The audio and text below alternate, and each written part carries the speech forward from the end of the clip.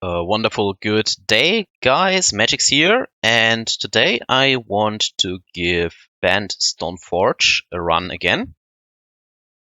Simply because we played against this deck when I was trying out the Frantic Inventory in a straight blue-white control deck, and I was rather impressed in how this deck still performed and how kind of possible the mana was.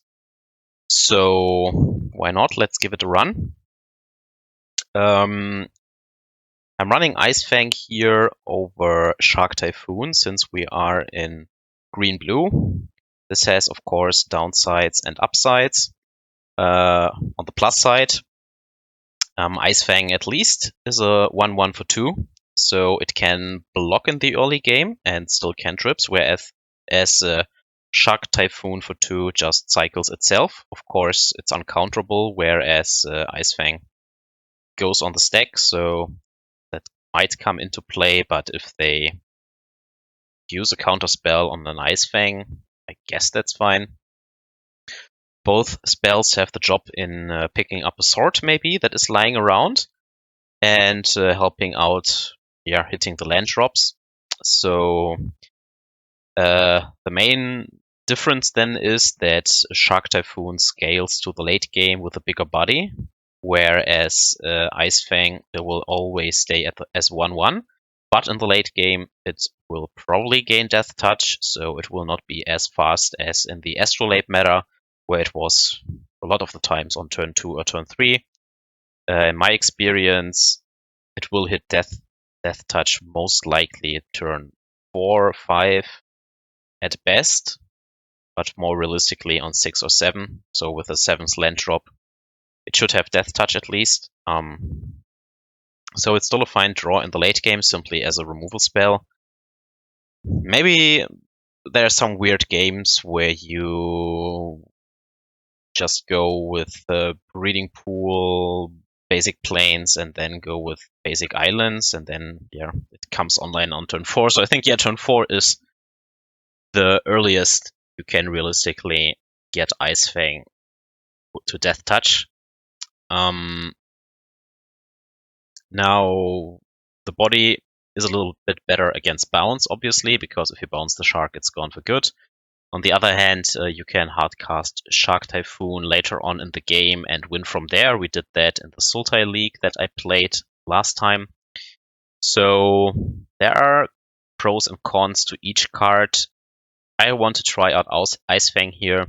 Just give it a spin again, because we are in green anyways, but I could easily see that being replaced by Shark Typhoon. The other main draw for green is Uro, honestly, and I still think this card packs a punch.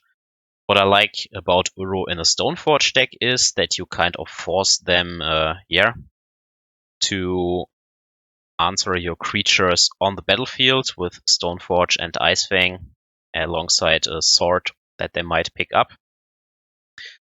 Your Uro forces them alongside Snap and Mystic Sanctuary to also interact with your graveyard, and then you also have your Planeswalkers attacking from another angle, so this deck really has a lot of proactive plans. That is also why Veil of Summer is pretty good in this deck, because you have a lot of stuff you want to force through, actually. And Uro is simply that main deck life gain that can decide these aggressive matchups, bridges perfectly into Batterskull against Burn or stuff like that, and then you take over the game from there. In grindy matchups, it's your plan B or C, depending on if you can stick a Planeswalker or not, right? So a lot of good stuff in this deck. Of course, if we would run a straight band control deck or something, we would have 6 additional slots. So there could be an argument that if Stoneforge is not good enough, you can play something else in these slots, maybe more Archmage Charms, maybe more Planeswalkers, maybe X, maybe Y, maybe Z, whatever. We are going to try out the Lady with the Sword today. Typical counter package, the Teferis, the Forces, Jaces, all the cards you know already. In the sideboard, there's also nothing really special. Some anti-creature package here, Since we have Uro and Batterskull, I only play one timely reinforcements. I also don't think it's that strong against the prowess decks, because it's so easy for them alongside Gutshot and Lava Dart to deal with a few 1/1s. That's also why I don't like Ice-Fang usually in those matchups, though Ice-Fang has the bonus in being able to, theoretically at least, block Stormwing Entity. It will probably never come up, but there is some potential at least, whereas Timely, usually it feels too weak. I would still board it in probably simply because the burst of life gain can be okay, but I would not rely on it.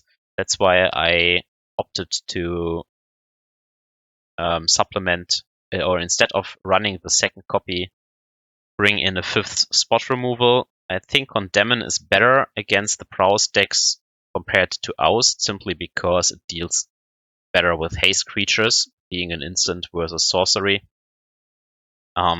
So the Condemn is mostly against the very aggressive red decks. Maybe against humans, but that is probably it then.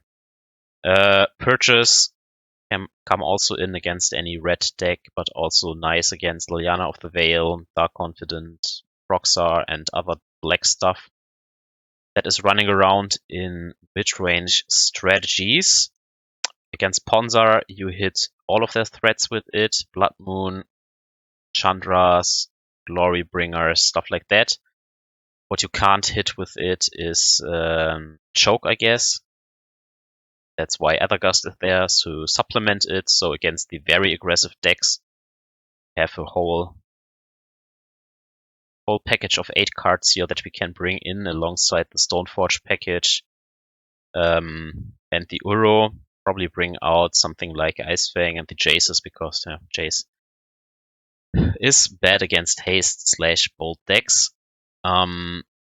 Aether Gust also nice against Primeval Titan decks. I think you know this card by now. It's became a sideboard staple for any blue deck simply because of the ability to hit creatures in play on the stack. You can hit spells and it circumvents Cavernous Souls, so pretty good card. Whale of Summer against discard and other counter decks. Force through your Teferi Time Ravelers or whatever. Protect yourself from Thoughtseize. Another reason to run green. And yeah, when you run Uro already and you need that double green, I think there's no reason not to run Whale of Summer in your sideboard. It's simply that efficient. And then one lone Soul Guide Lantern to complement the Ashioks. Maybe help to bridge a little bit against Dredge. But last time we have beaten Dredge mostly with Uros, so I don't think that this matchup is horrendous. Like, you could bring in Rest in Peace in the sideboard, but the only matchup where I really want it is Dredge, and I feel like you have enough tools to beat Dredge. Again, Uro is great. You can build a Cryptic Lock to force them to burn you out. You have still Stoneforge plus Batterskull in this matchup. And even Timely Reinforcement and Purge can buy time to set this up. They usually don't bring in Leyline of the Void. If they do, that are more cards that are diluting their own plan alongside Nature's Claim effect, Thoughtseize, and what else they bring in. So if they become more interactive, you have more time to find your Ashioks. And you can still win with Stoneforge without your graveyard in this case. So even if they bring in Leyline of the Void, you have a Batterskull, then they need the Nature's Claim again. So I don't think the Dredge matchup is horrendous anymore, since Mystic Sanctuary and Uro were added to control decks. But yeah, we will find that out if we run into it. What we don't want to see with this deck probably are other Vile decks, even though I have some more interaction with Supreme Verdict, Condemn, and Purge in case it's humans. I don't think the matchup is that good. I mean, you have draws where you simply get them with a lot of spot removal into Mystic Sanctuary plus Snapcaster. Then you maybe have enough snow-covered basics for your Ice-Fangs. Then you can maybe stick Jace or something and take the game over from there. But if they have a very aggressive start with only a few spot removals in the beginning, it can become tough. And what is even tougher than humans are, I think, tribal decks like goblins or elves. Have faced quite some elf decks in the past few leagues, and those decks are really tough to deal with because they go very wide, very fast, even faster than humans, because they don't run as much interaction. They just put more meat on the battlefield. But yeah, I don't know how common they are. We shall see. I think that's enough talk. I don't want to let you sleep here due to my blubbling. Let's go. Let's jump into some action and battle.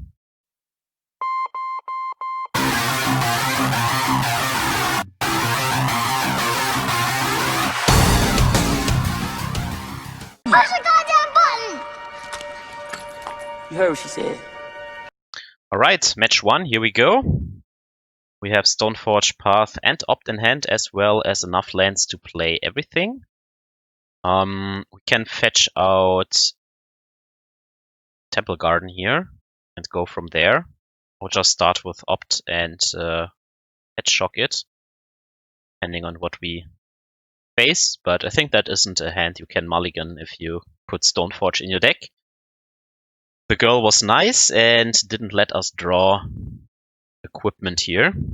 Playing against a Field of the Dead deck, which means either Titan or I have seen some Reclamation decks packing this card. In either case, Stoneforge should be good.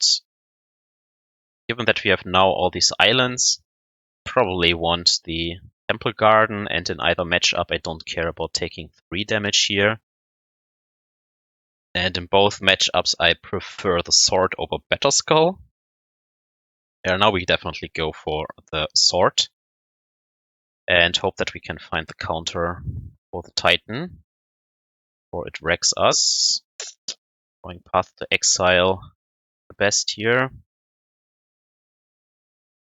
The Temple Guard. Yes, notably Ice-Fang here would have Death Touch on turn 4. Is the ability, yes. Pick the sword, ship the turn. Unfortunately, we are on the draw. He has Field of the Dead already in the hand. The sword is good to attack through it, but we don't have infinite time here. Be a Dryad now.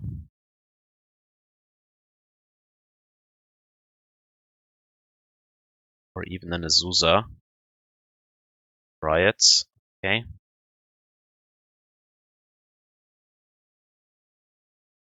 Land drop.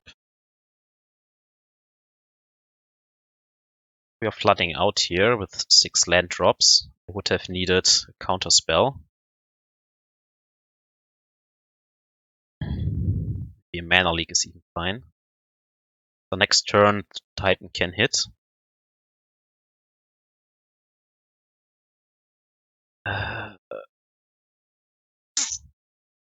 Very bad. So we hold up the sword. Then I can't play the Field of Ruin really. Because then I want to put it into play. Can only also decide to only hold a Path to Exile, but that is also too bad. If we use Field of Ruin now, has only 3 mana. We know 2 of his cards. He has a Breeding Pool and a Field of the Dead in hand, which means 3 unknowns. He needs 6 mana. So if he doesn't have another land drop, and we kill one of these bounce lands now, we could get him. In which case I would need to fetch out my basic planes and can't put the sword into play, but that is maybe not an issue yet. Because on the other hand, putting the sword into play has some value.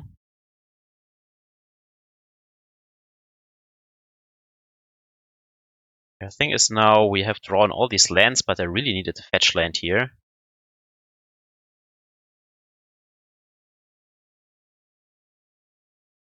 I really needed a fetch land so that we have double white available. So Sanctuary is far off. Want to work towards Cryptic, maybe? Yeah, let's go. That's probably lose because we are on the draw. Let's see.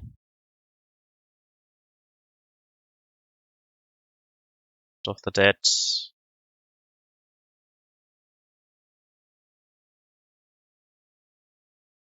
Suva copies Temple Garden, okay.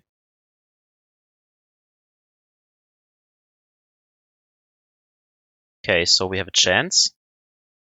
Tap it. Got that this came into play tapped because usually they have amulets.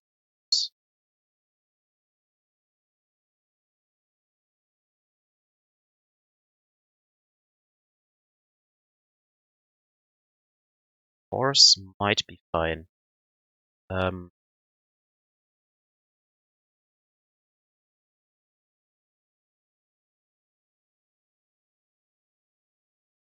Be greedy to go for the Semi-Gross Chamber, but go for that because it's blue.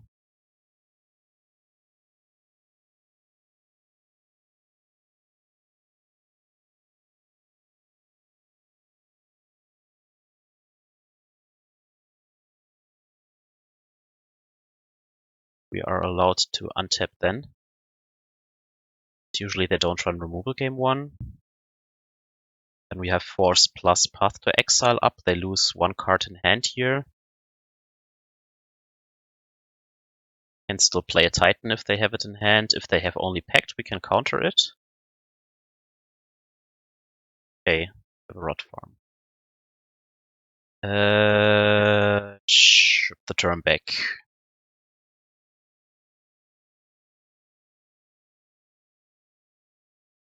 So we know they have a breeding pool.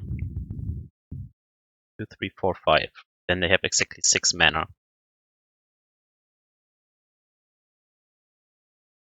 Can answer the first Titan though. Okay, Radiant Fountain. 2 unknowns.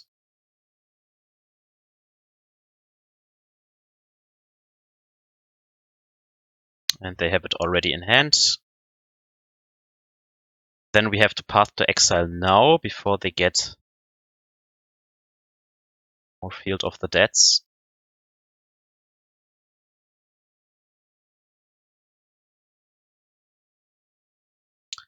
I think before they can grab a Valakut, let's get rid of this Dryad as well.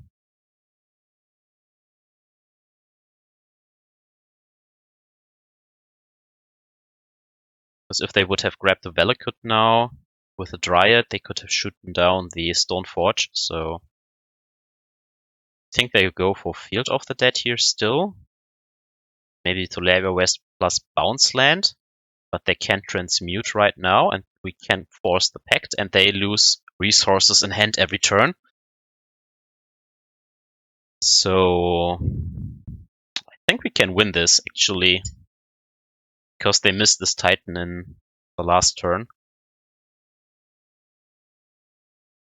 Good girl.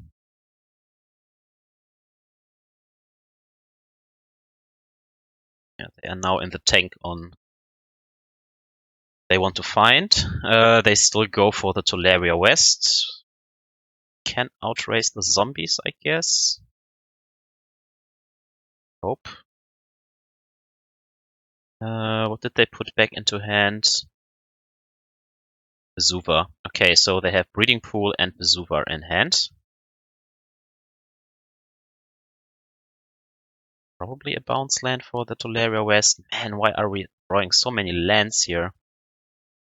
Swear to God, we only have 24 in the deck. And I missed the damn attack!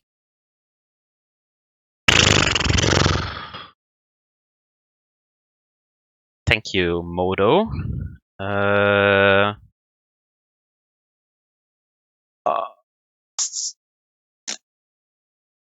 Missed definitely damage here, and the trigger hurt us.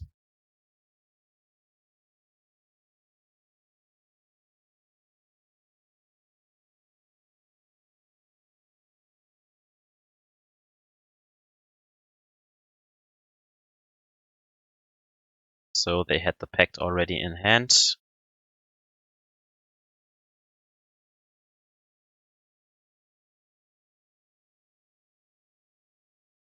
Then they copy the bounce land and just make another Titan, and then we lose because we just draw lands and more lands and more lands. Even this mana leak would have made a difference, but sometimes it's frustrating, this game. Guess it's part the appeal. Verdict in. We not want maybe only 2 Uros. Cut a Teferi, can cut a Force. Cut 2 Forces, and Teferi can still deal with Veto Summer. One Stoneforge. I expect them to have more artifact hate now. But yeah, if we draw more interaction instead of 8 land drops, I think we would have a chance.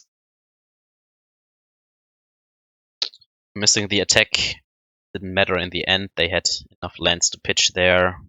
Alright.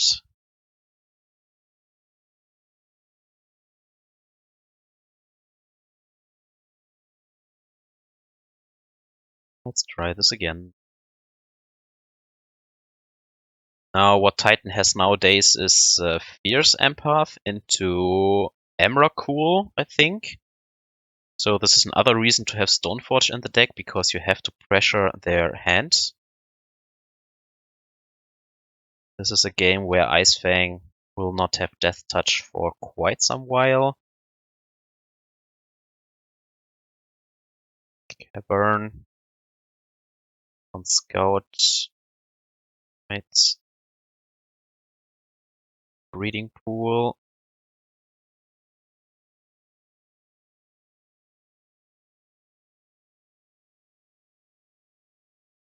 Okay, we hit the land drop, then I think it's fine to drop the Stoneforge here.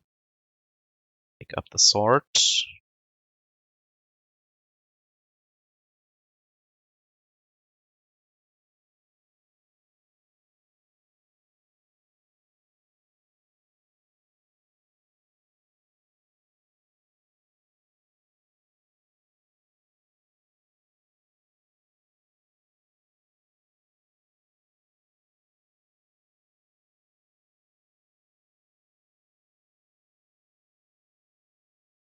Okay. There you go.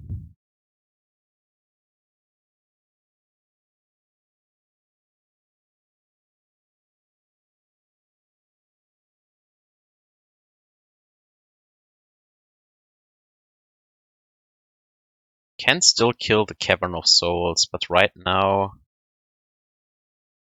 don't really care.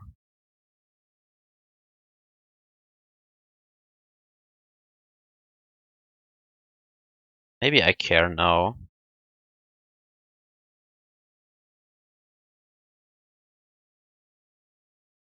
On the other hand, I really want to hit my next land drop here. And we have the Aether Gust already, so let them have it.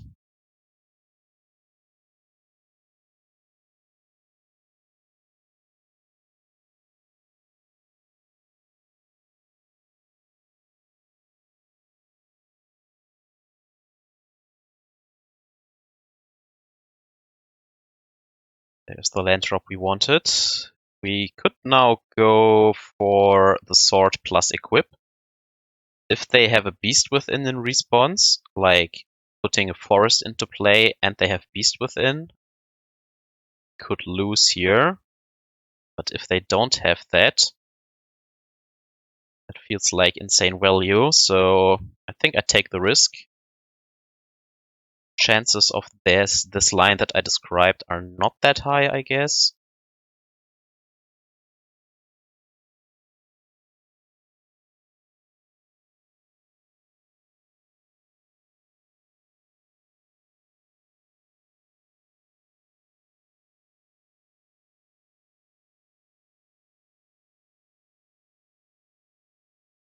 Goes quarter the Field of Ruin now, but yeah, sure. Sets them back a land drop. Guess I prefer the basic planes because of Supreme Verdict for now.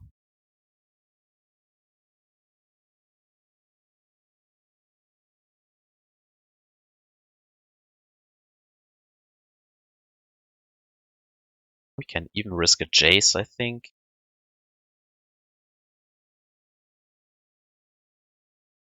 That's too greedy, maybe. Let's do that next turn.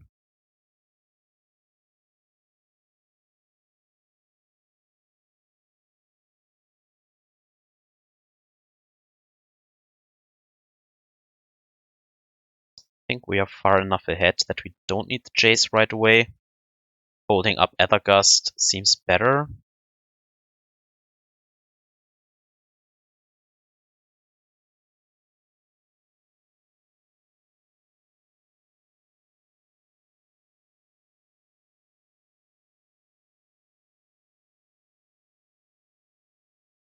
Okay, so they had the forest. I just described the line. If they had Beast Within, we could have been blown out. So, always risky. Living on the edge. Comes the bounce land. Alright, so Cavern and the Slayer Stronghold in hand, and 3 unknowns. The strongholds. Let's try and maybe get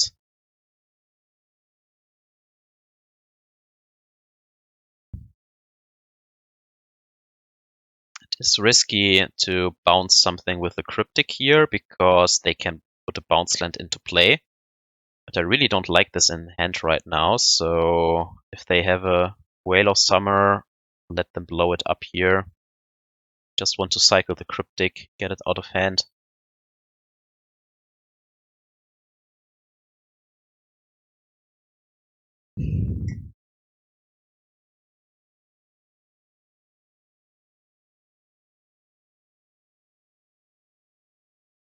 Okay. Yep, so glad that we didn't bounce the land drop. Right.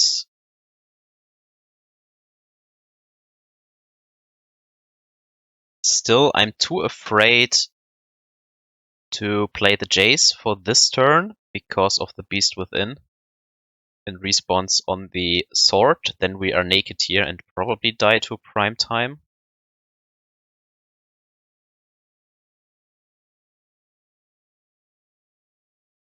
On the other hand, would we lose to the prime time? Not necessarily. They make a bunch of zombies, I guess, but that's not game over. Maybe let's risk it. I'm so much into risking stuff here.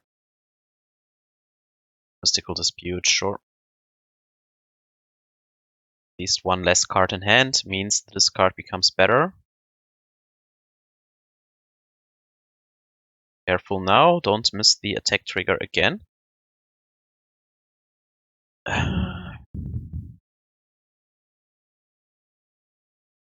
Alright, untap.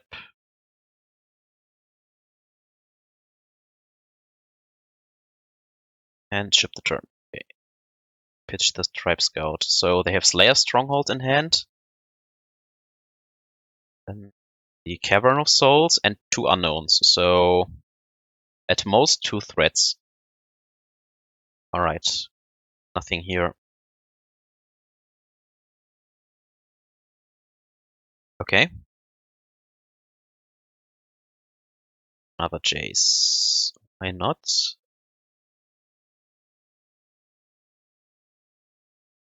Just jam into them. The more counter they have, the less cards they will keep in hand for the discard trigger. And we still have Aether Gust plus Snapcaster Mage to stall this out, so.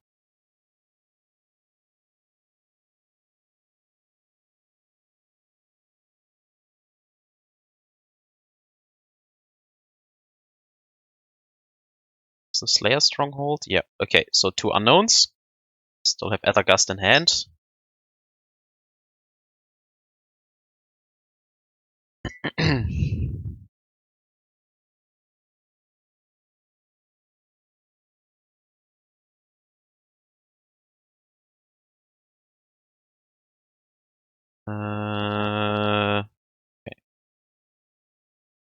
Time Raveler.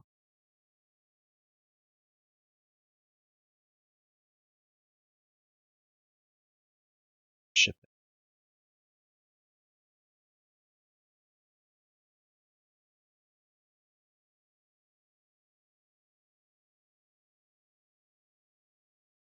Right, in response to this trigger, load the mana, let them discard.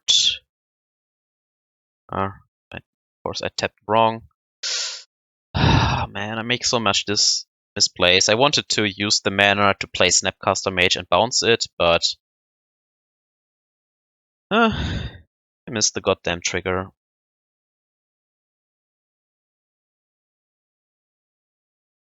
Tapped the lands wrong.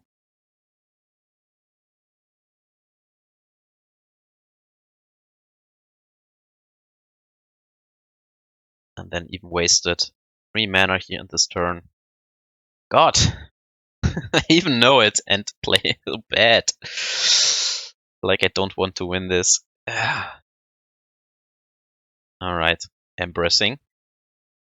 They have Mystical Dispute. Is there anything else we want? Maybe Whale of Summer to fight against their disputes. They are so blue heavy.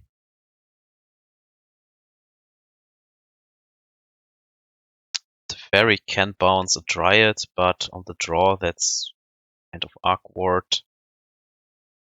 Maybe the value Whale of Summer. So not that convinced. Maybe we can force an Ashiok through with that. Can't protect it from Beast Within, fortunately. Maybe one copy is fine. Alright, game 3 on the draw.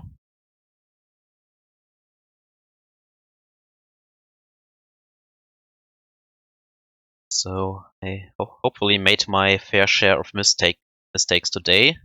At least they were not game deciding, but still could play better.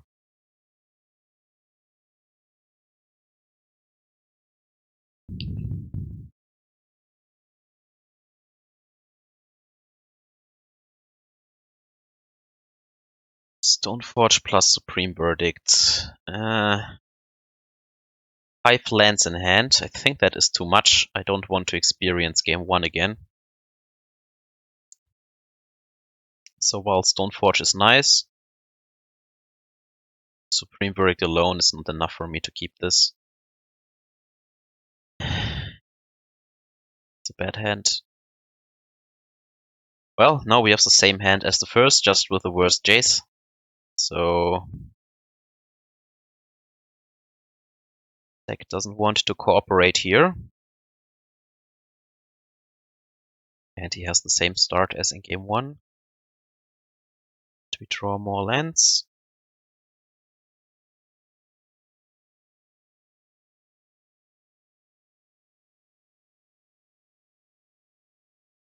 Bad start here for us.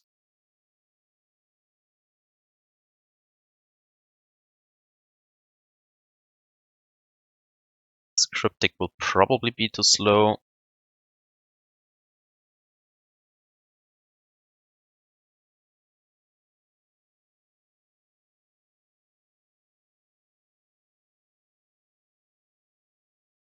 Well, he has also not the fastest start, at least.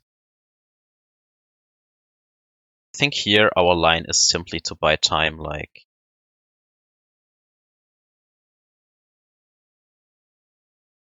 It's probably the best thing we can do here. Hope that he doesn't have a blue source next turn and drop the Jace and go from there. Maybe he has a Dryad now. Explore.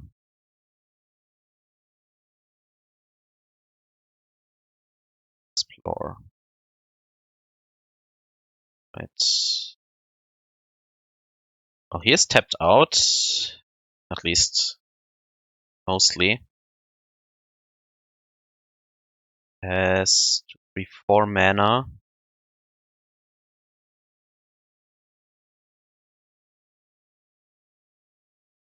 So if he has a castle, he can go off.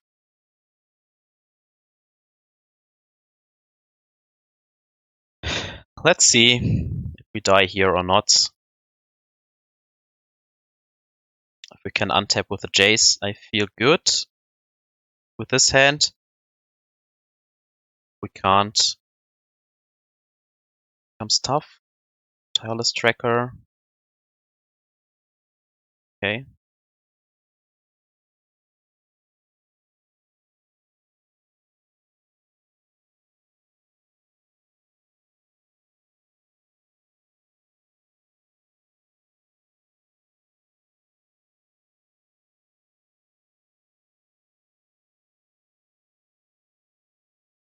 It's a good draw.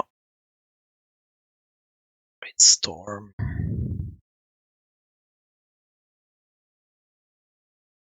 Mana Leak is still fine here. I have to path now though, else he puts a land and respawns when we do it in his upkeep into play and gets another clue, and I don't want that. Still want more land drops, and I want all these other cards. This is a Mystic Sanctuary, that is very important here.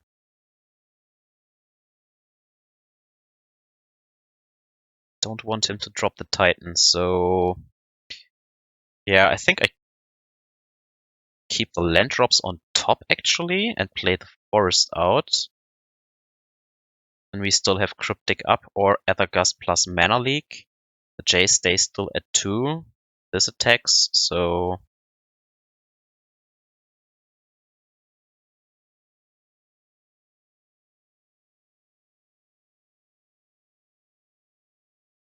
this ramps him up into Field of the Dead, of course. But we have the Supreme Verdict to maybe lock him out of the game alongside Cryptic Command or something. Of course, the Jace has to survive. We maybe still need an Ashiok or an Uro or something. But this time his start wasn't the most threatening. Okay, just a redraw.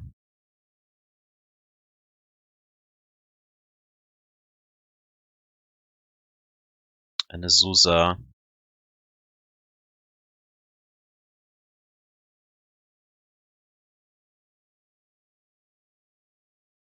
Pay the Mana Leak. We'll just pay it, so I guess it's fine. We have to Supreme Verdict. We play the land and hold up Aether Gust next turn.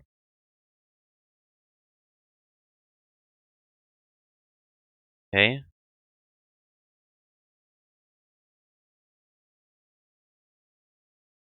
Okay. Let's back a forest.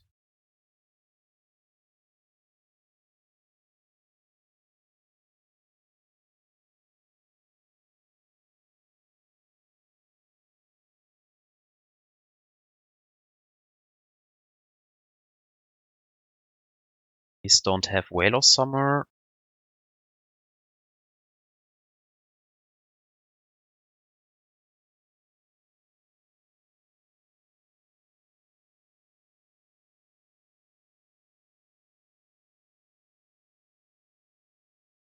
Don't.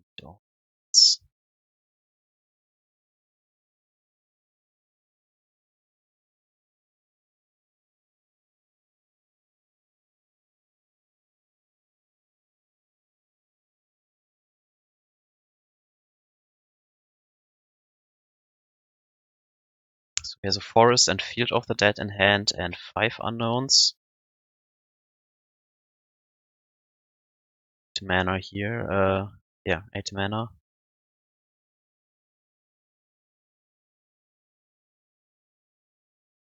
Have to find an Ashiok now, I guess. .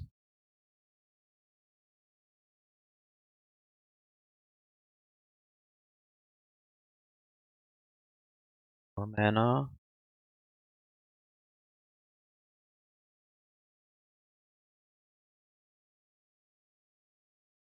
Explosives for 4. The mana leak, he can't crack it here. And then we can bounce it back to hand. So really want my Jace.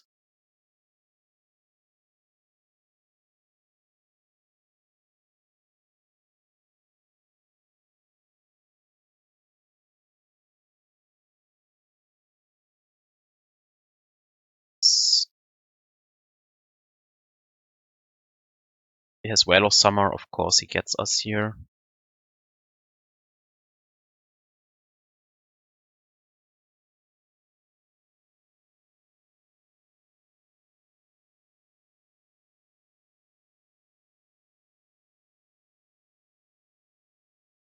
Just pays.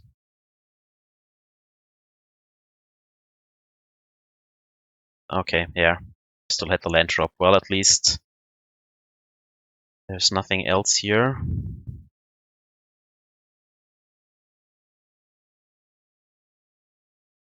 Two, 4, 2. Oops. We can play this tapped. 2, 4, or 2.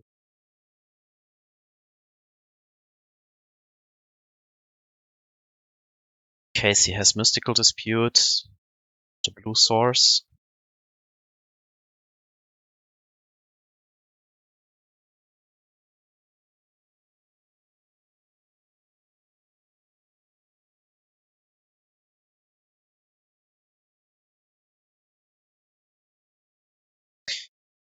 Yep.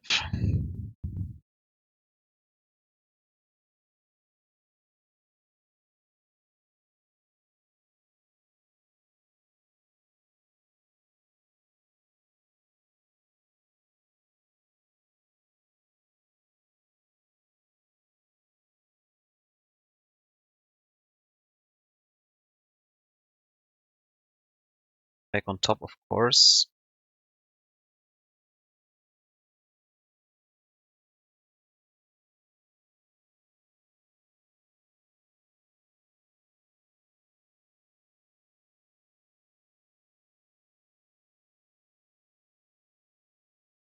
One of the worst draws. Uro is a good draw though.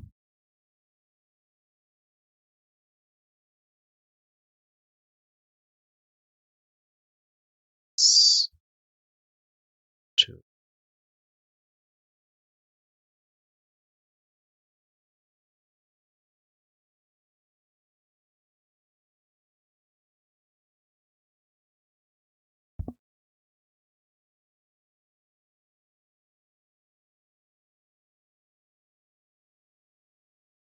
Right.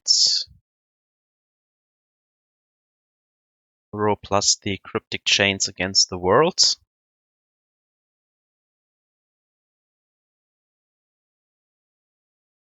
Can't double Titan here yet.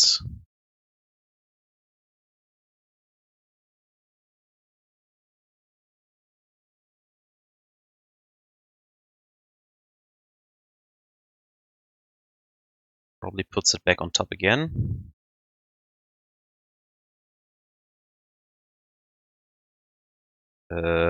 Summoner's Pact and respawns. Okay. Tireless Tracker.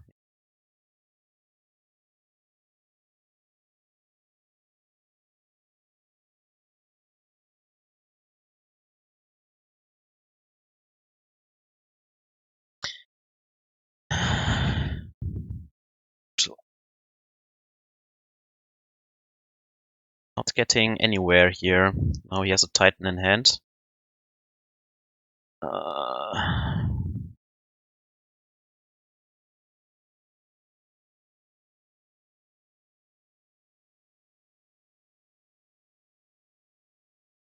And we draw terrific mana leak.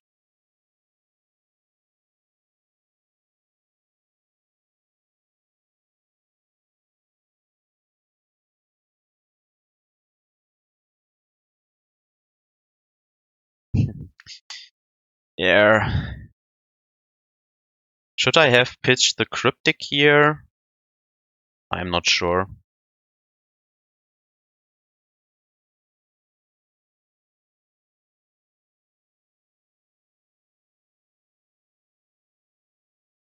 Now we have to use Cryptic Lines, get out of this. But with the Tireless Tracker, he will draw so many cards.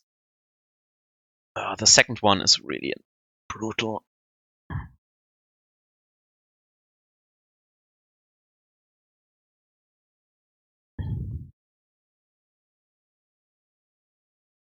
Don't have a second Aether Gust here, so... Ugh.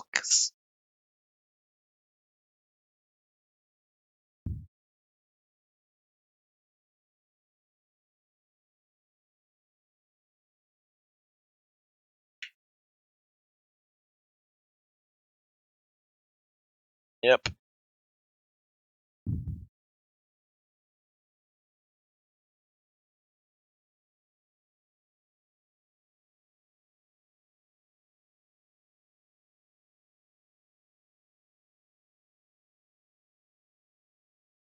This was had been another Aether Gust. That would be fine. At least both mana leaks are out of this damn deck.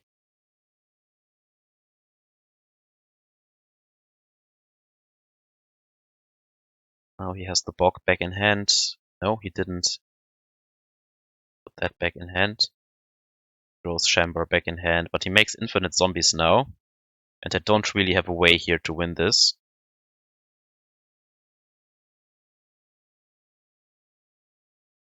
Only Cryptic stall for so long.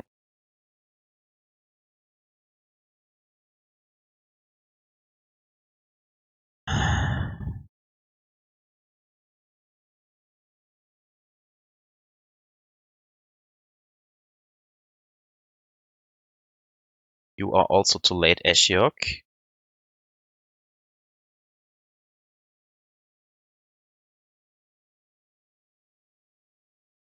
You are also too late.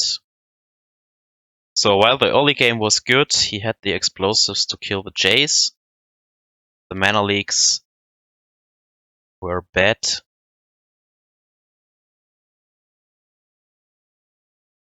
Temple creatures draw.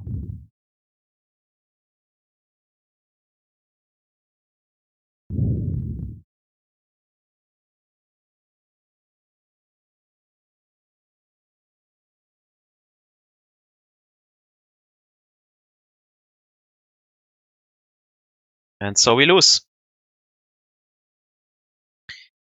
Game 2, let's see if our deck cooperates a little bit more this time. Seems like the answer is no. This is another instant mulligan. Okay. Mana is bad. We have Mana Leak and Path to Exile.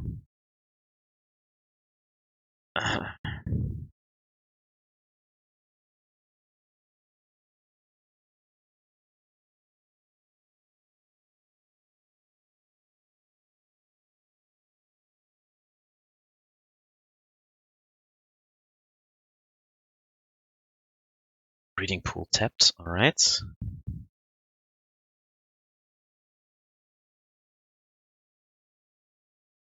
Okay. Can fetch a Temple Garden, I guess.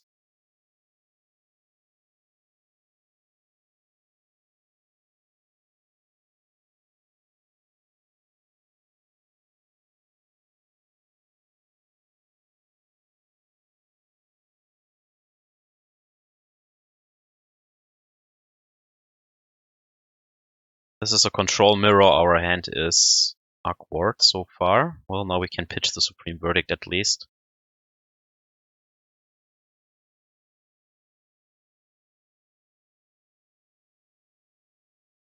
Yep, control mirror with Growth Spiral. Maybe even a Sultai deck.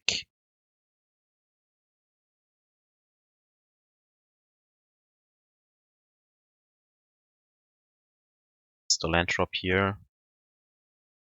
See if he has a remand. It's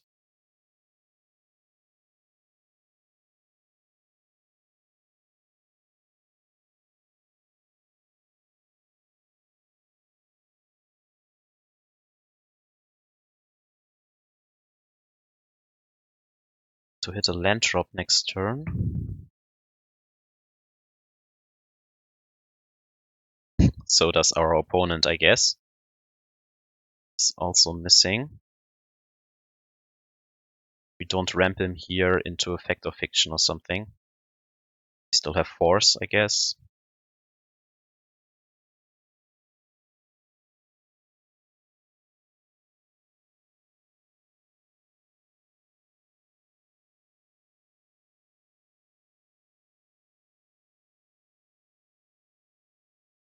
And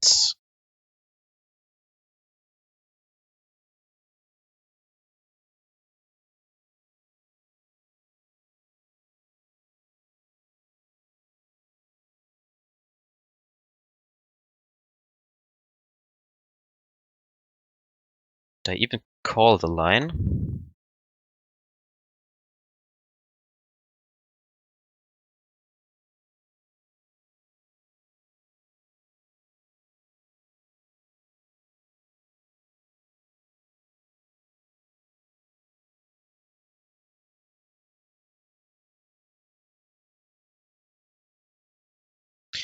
Do we hold up the interaction here or do we drop the Uro? I feel like I can't let Wilderness Reclamation resolve or an Effect of Fiction, so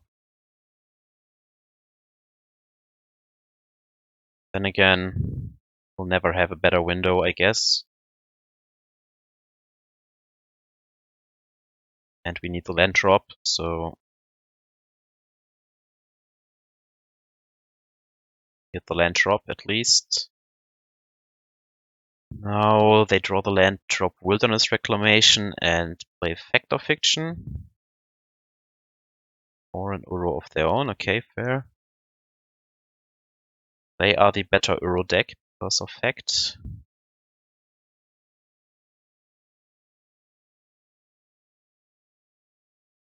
Still fail to hit the land drops though.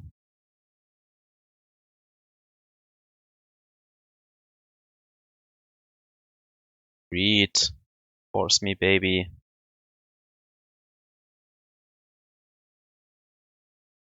Yes. Pitch the remand. 2, 3, 4. They have a fetch land, they can play Uro.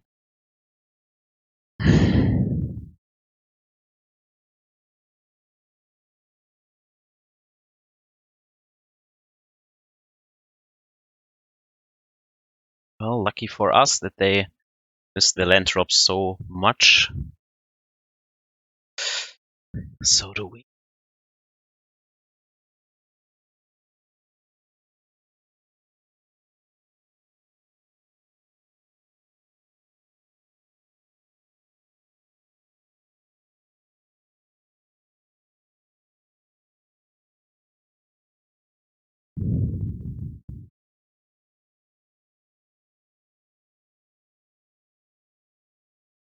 Yeah, here they go. Now they have everything they need. And we probably still lose.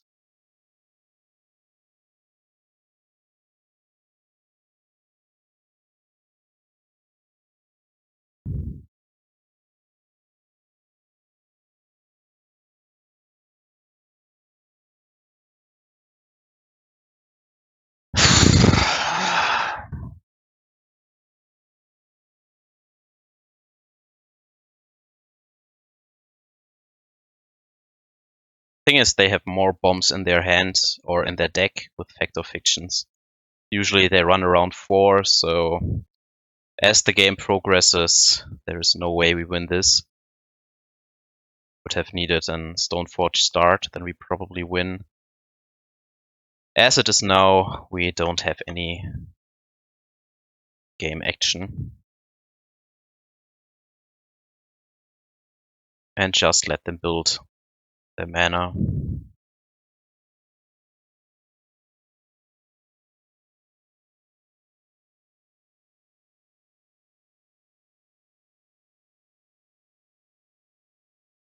Yeah.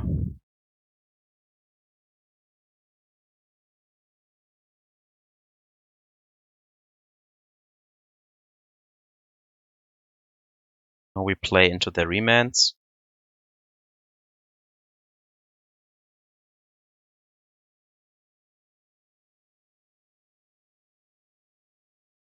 Vector fictions, of course.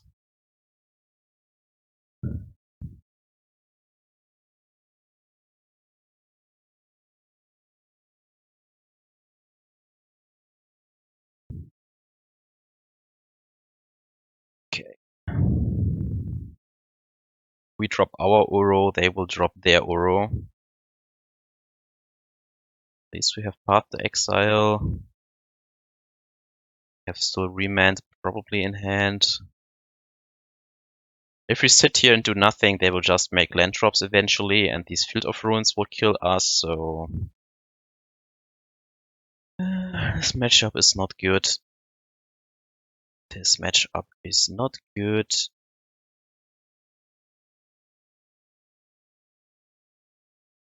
Yeah, the deck that they prey on, because they go bigger.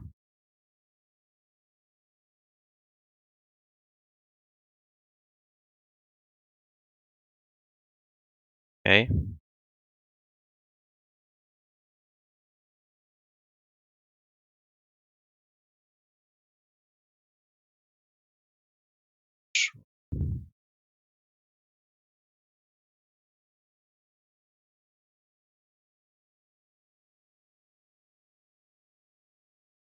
Also fetch a Fatal Push, maybe? No. I mean, if they shock in a Black Source, then they can use Fatal Push, but they didn't. Still need a way to deal with these Field of the Deads eventually. Still need Stoneforge or something for the sword to attack through the zombies. So if he goes for Uro, we fire off the Mana Leak. Hope to stall it out. That's at least a plan. Since they didn't saw Stoneforge yet, maybe they bought out their Fatal Pushes or something, and then we get them game 2. Here comes the Uro. Okay. Counter that, because I don't want them to enable Field of the Dead, of course. Then I guess we check for a second Force in their hand. Then try the Teferi. First we attack for 6.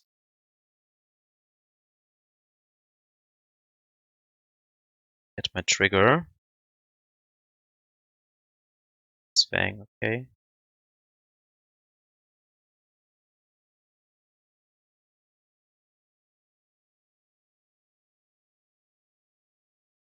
Nine.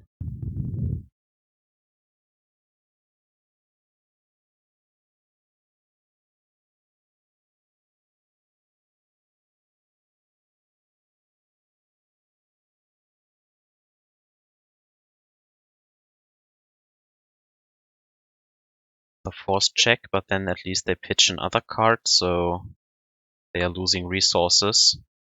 And they have to pitch another Fact or Fiction, so that is fine. So, 3 cards in hand. We can still catch a Wilderness Reclamation. They can drop the Uro here, but we have Path to Exile. Or they choose to do nothing. That is weird. Found one way to deal with the Field of the Dead here. Just that. Cryptic.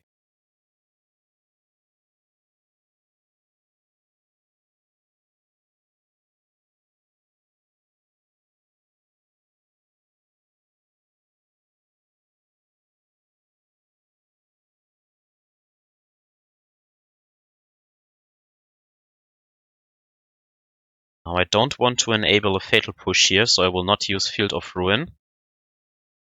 Ship the turn back.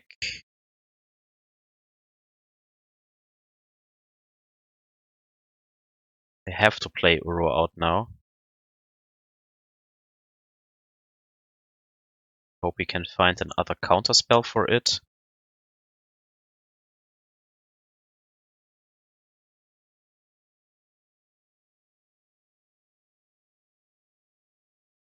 Okay, maybe they have another Cryptic in hand.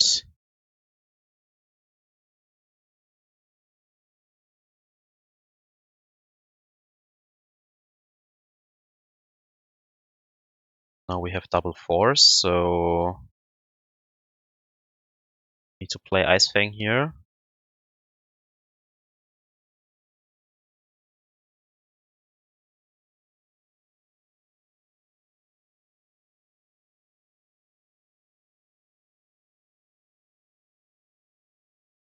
This should prompt them. All right. Okay. Interaction. They didn't solve Stoneforge, so maybe they bring out their removal now. Effect of Fiction is an issue, though. They might have Weight of Summer as well. We need a few paths to exile to deal with an Uro. They won't run anything else. Aether Gust can deal with Wilderness Reclamation, Weight of Summer and Uro, but that's about it. I think one Supreme Verdict is okay against their zombies. Soul Guide Lantern to prevent an Uro. Maybe the Ashiok is better, but it's clunkier. And it doesn't really stop a Effect of Fiction, I guess. Well, that argument is weak because that won't stop it anyways. One cut. 2 Uros are enough.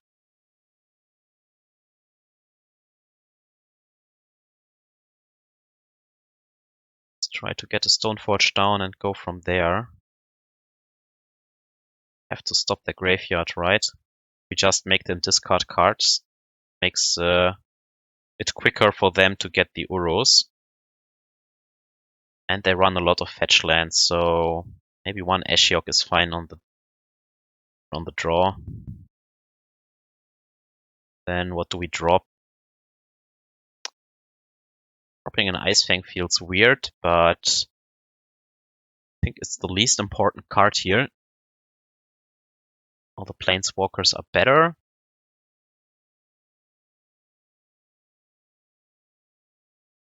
Maybe Supreme Verdict is too weak, even though they have the zombies.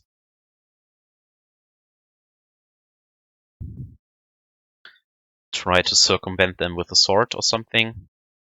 Sure, they can have decay, so there you go. Well, keep this. Hope to draw some lands.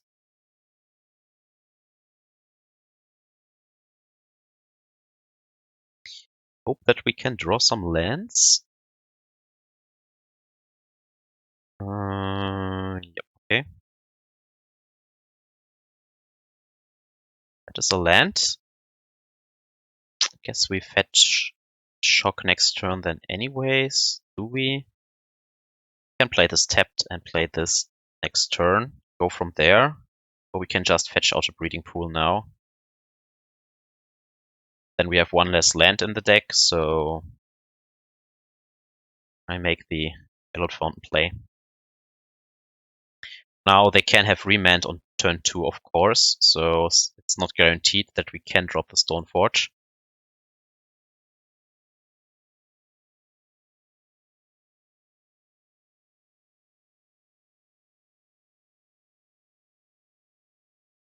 But we have to play into it kind of. If they have Mystical Dispute, they can hardcast it next turn. So here we go. Hope for the best. Maybe they have Fatal Push and don't care. Maybe they boarded it out. Alright, at least it resolves. Still pick up the sword. I think it is the most pressure for them.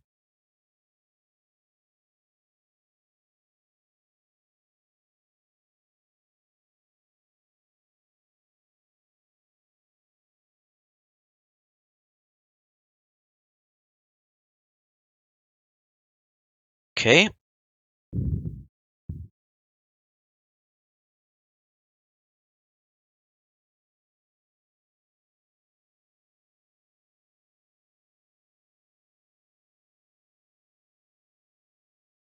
Let's see if they try to drop a Wilderness Reclamation here or not.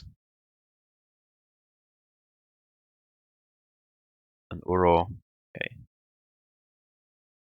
Stop that. The graveyard is not that full yet. They missed the land drop. Then we try the Teferi and hope they don't have Mystical Dispute here.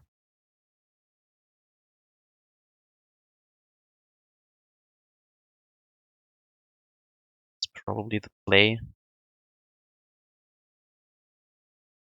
Because then they can't counter anymore.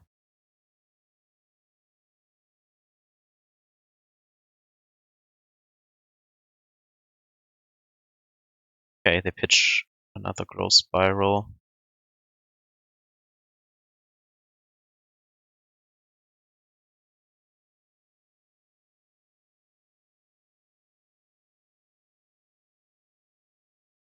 They need more cards in the bin for the Uro.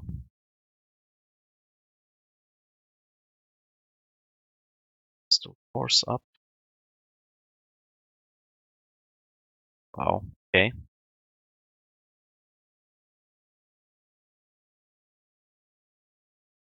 Three cards in hand. So if they don't have anything to refill, would be okay. Cryptic.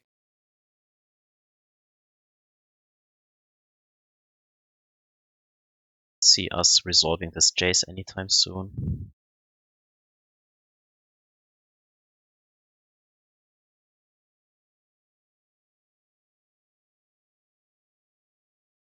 So we get the land drop now. Put them in top deck mode. Really, right?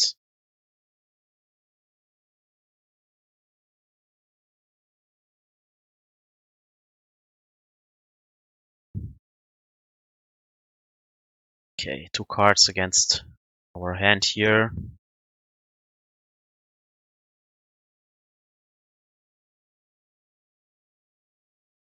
Let's hope they don't have Effect of Fiction, then we have to play yet another Force.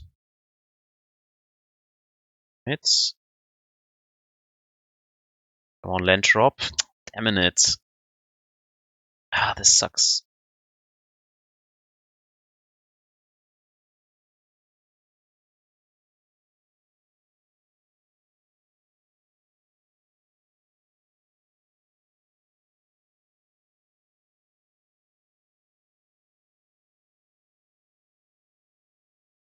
Another Cryptic.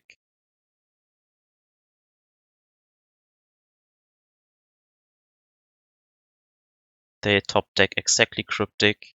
Or did they had it in hand? Wow.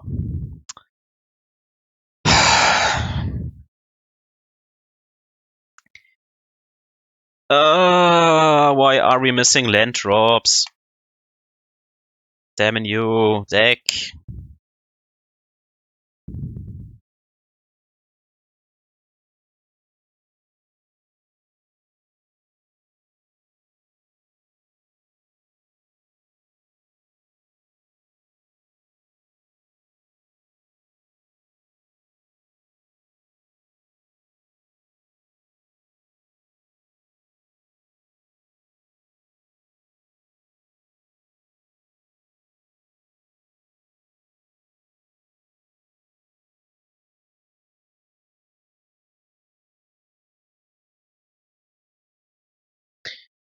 Okay.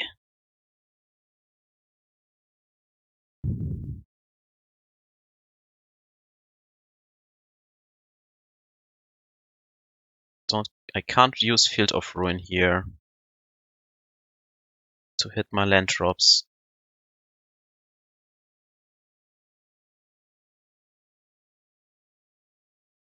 Now I kept the white source open for the Stoneforge.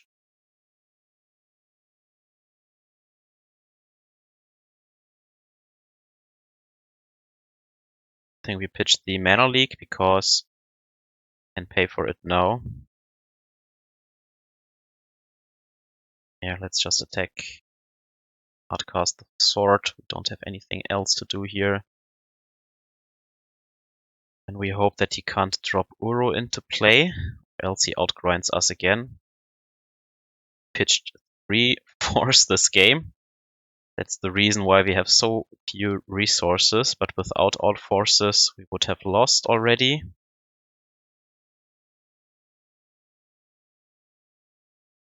Okay, at least only a land drop.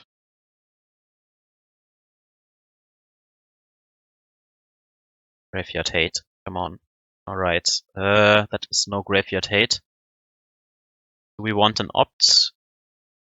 Probably yes, then we can draw into something else.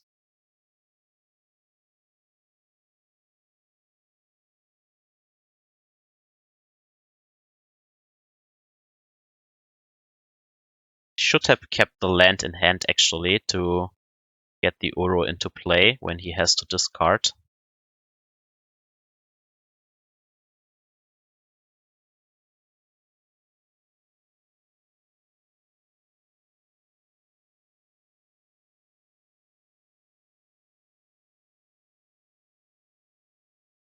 Graveyard Hate now. It's the Jace.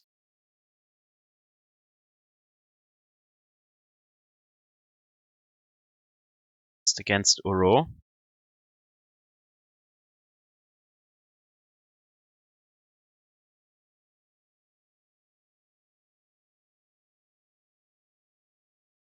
Maybe we can find one of our Path to Exiles or the Lantern now.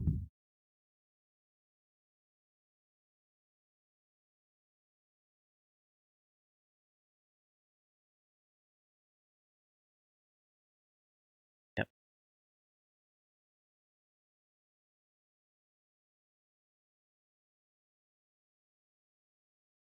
Of course we can't.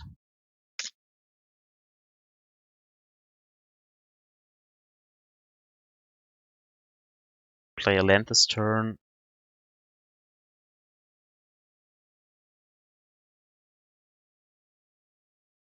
We have played Misty Rainforest. I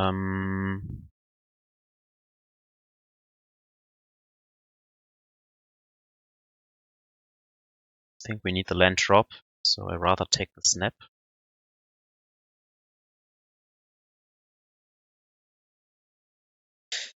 Okay.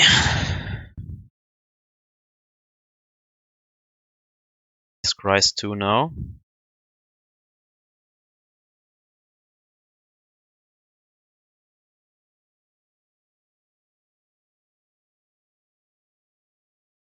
Still has 2 to 3 Fact or Fictions in the deck.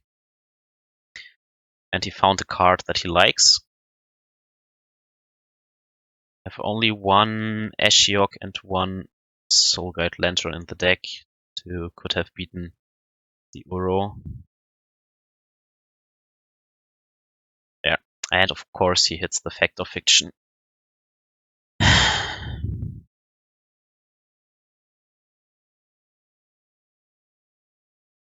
This sucks. Okay.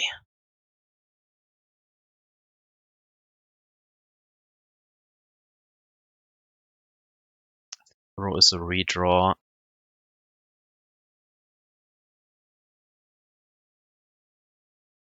This is an Mystic Sanctuary for another Fact or Fiction. Oh, this card dumpsters us here.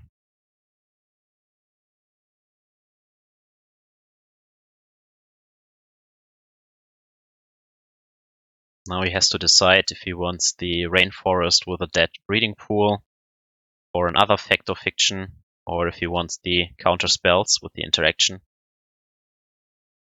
Uro is a little bit clunky still. Okay, picks up.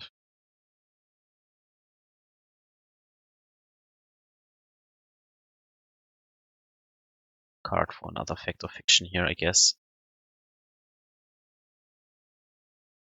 Comes the Uro.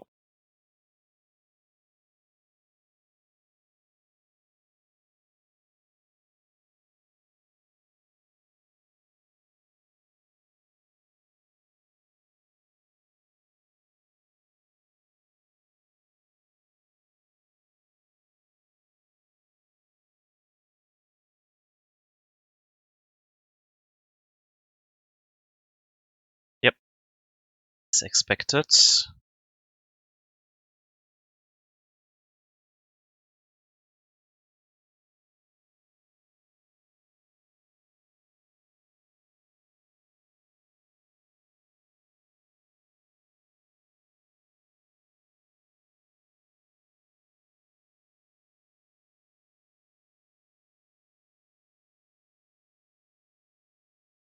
I can't bounce this. I really need interaction here.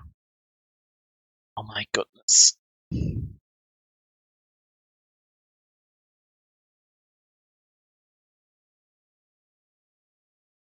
Okay, then let's try and draw the counter spell for the Fact of Fiction at least.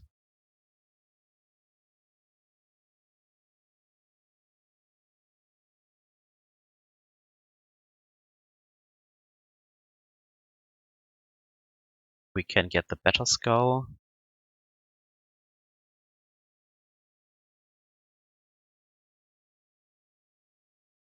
Oh yeah, we have a Field of Ruin. We can actually make him shuffle here if he goes for it. Let's grab the Batterskull. Yes. Grab it. Force back on top. Fortunately, we only have one white mana here.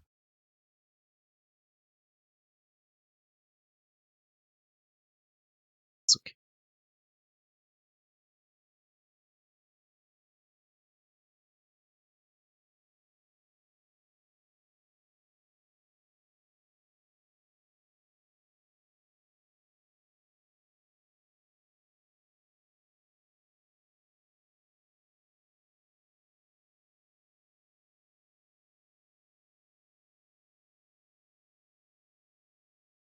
Trigger, untap. Which is the other Uro. So if I'm not...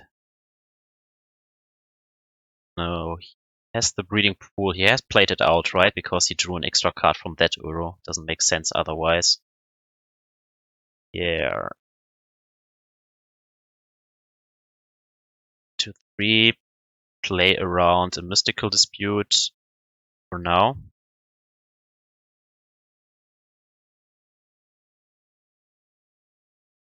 Puts Fact of Fiction on top. Now we use Field of Ruin.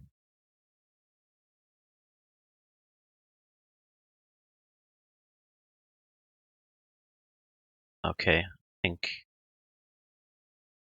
that is reason enough to do it here.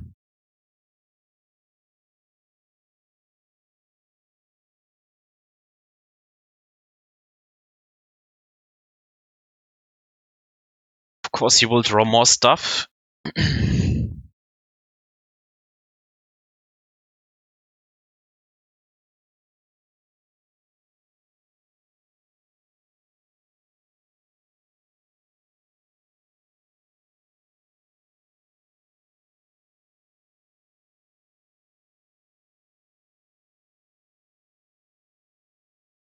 Yeah, this Breeding Pool is into play.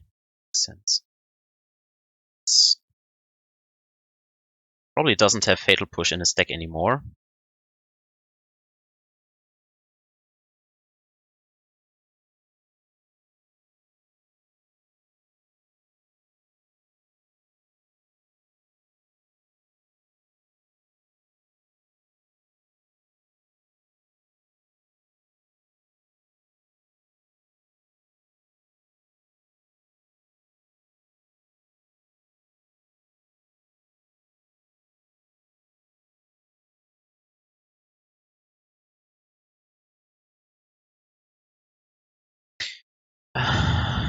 This is the third one.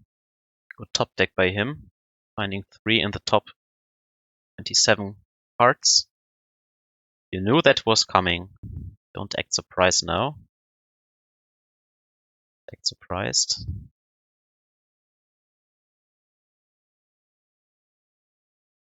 Yeah, of course.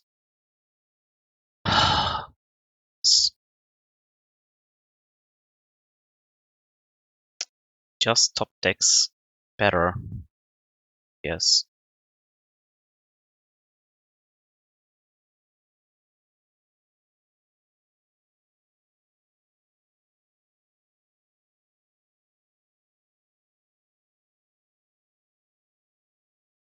Yeah, what can we do against this? Like, nothing really. Can put the Batterskull into play, that doesn't solve anything. And such a bad matchup.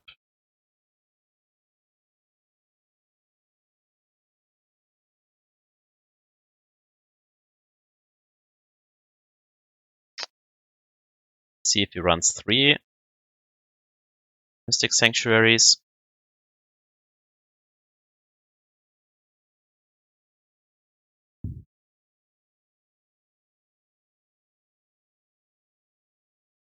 Or was Modo bugged and he just drew the Cryptic Command even though we used Field of Ruin? I don't know. Because Field of Ruin forces you to shuffle. It's not a May, you have to. Even if you don't find a basic.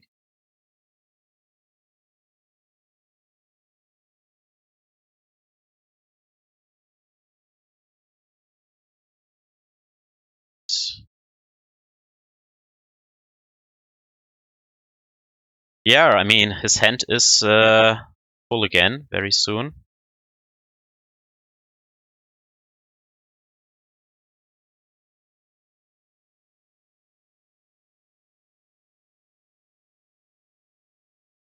I guess 4 Force of Negations were not enough here.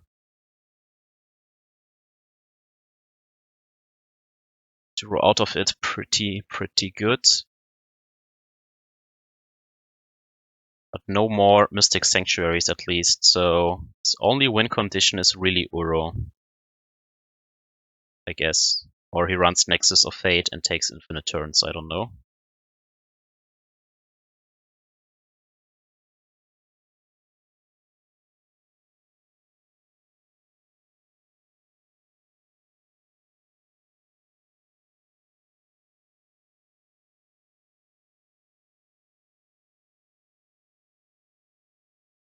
Okay. That is also tough to interact with.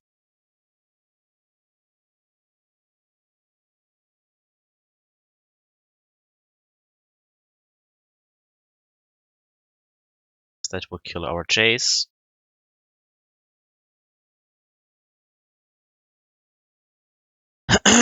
He definitely a very hard matchup because of all these Factor Fictions.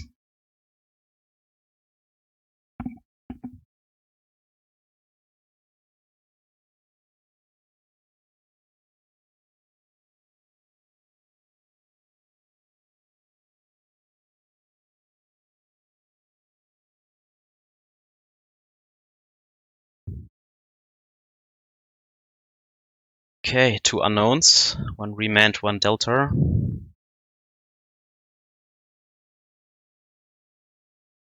Wilderness Reclamation now.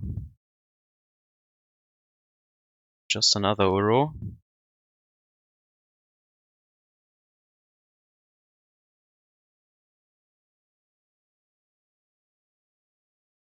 Probably runs 4 something in the deck.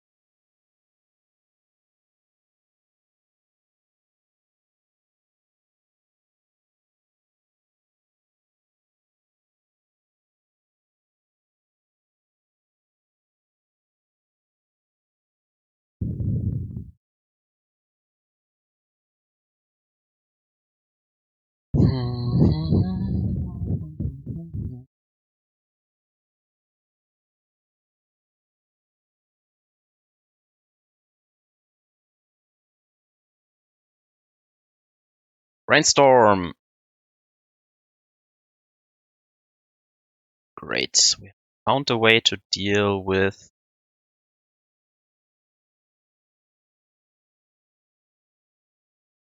the tar pit.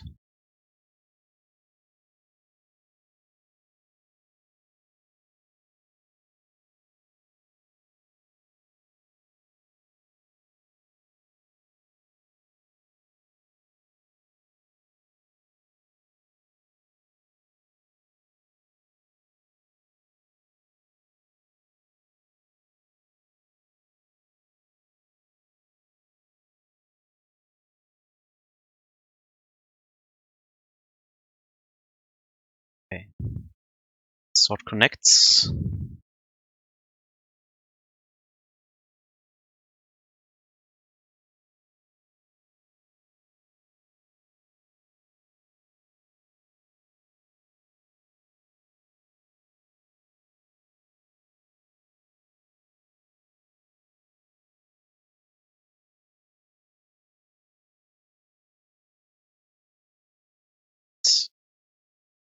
I should have grabbed another island forest. Now we can't play Uro out if we draw that. That was definitely a mistake here.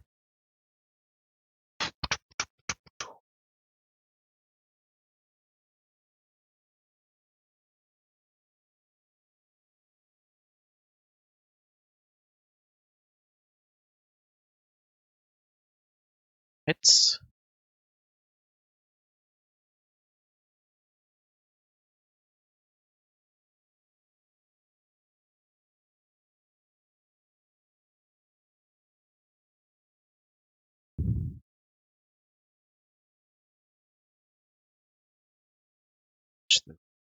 Okay.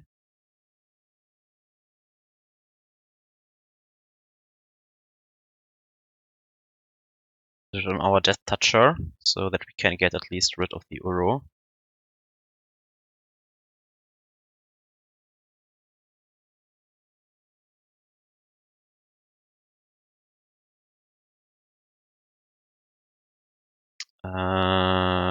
Okay, that's fine.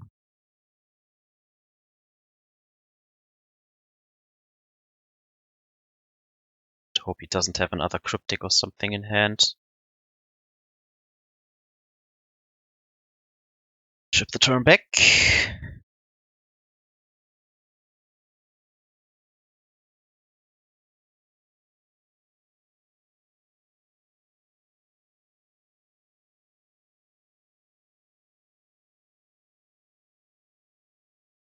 He still attacks, like...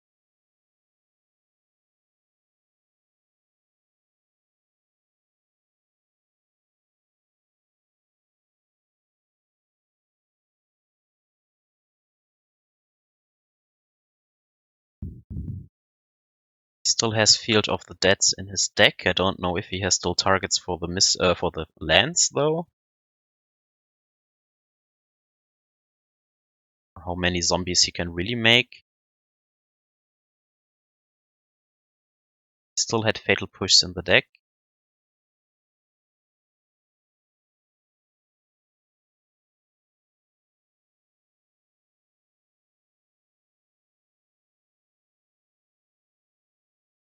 Yeah.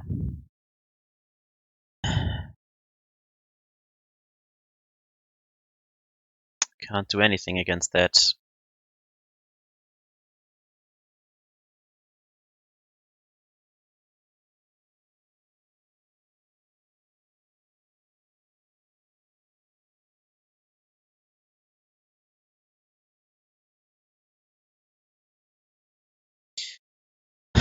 Man. Why didn't we draw our hate? Because we have only drawn half of our deck and he has drawn 41 cards.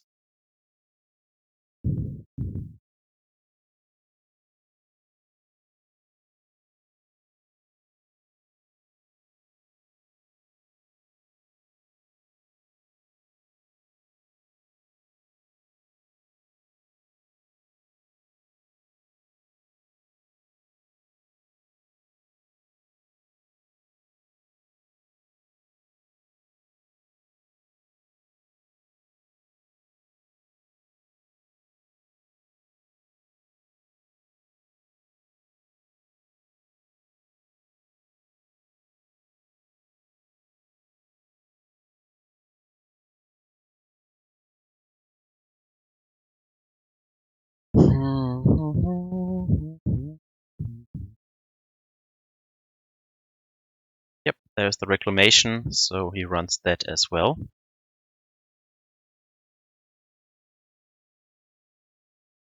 Well then, kill me.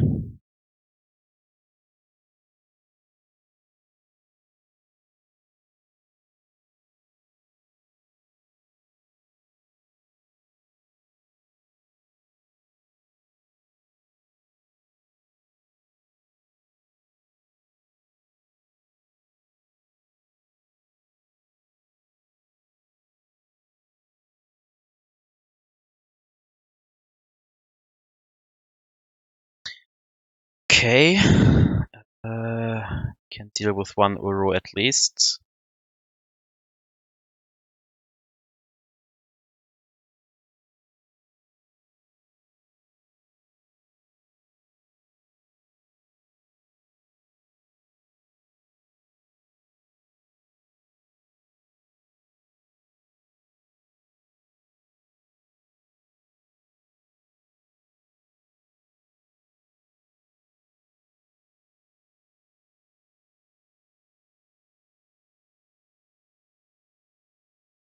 Just keep the Jace around.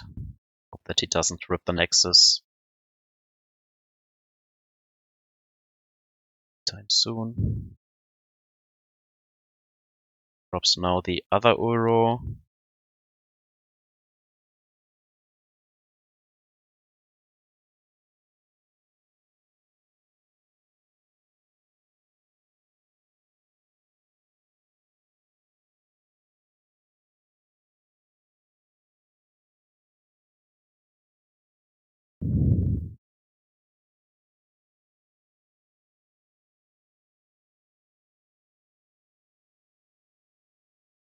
Yep.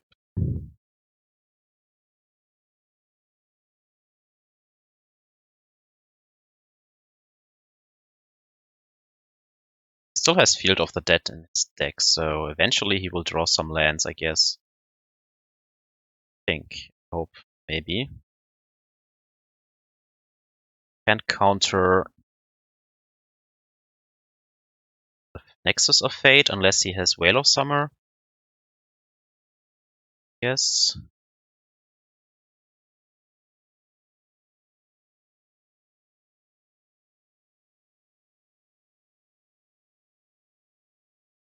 Just stalling here. I mean, he's also running out of clock, so if he doesn't win this game,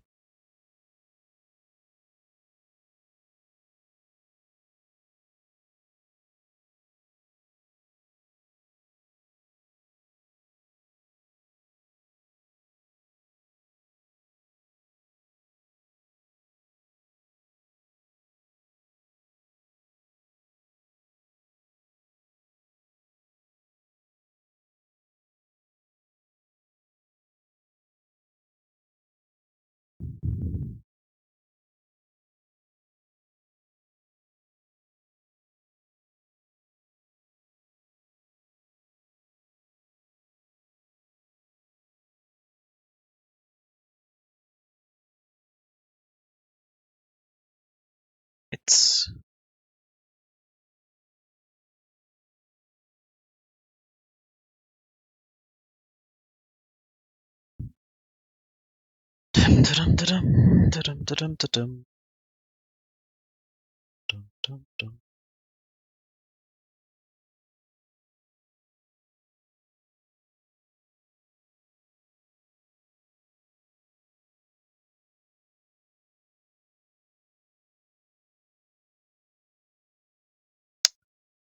just activated the Ashiok to prevent our Uru here. It's very good of him.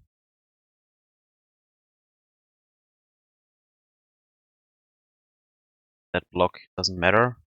Can bounce the skull and put it back into play.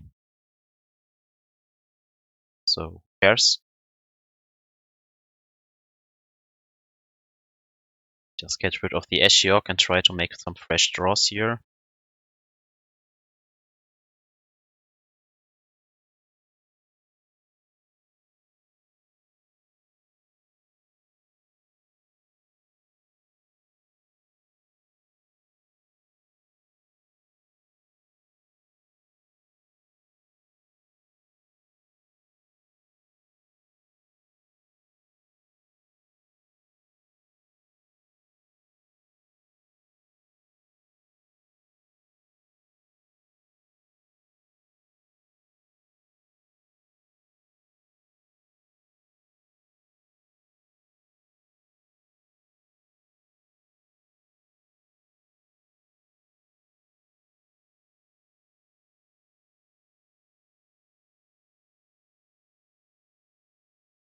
Okay.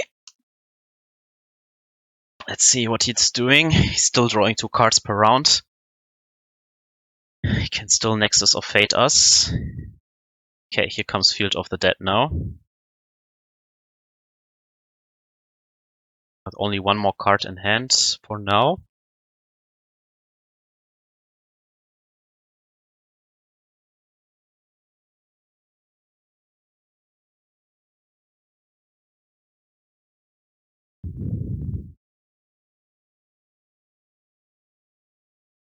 Now I don't want to risk a fatal push here yet, so let him draw the card, declare blockers, and just put the Batterskull back into play. Okay, he's drawn a land for some zombies.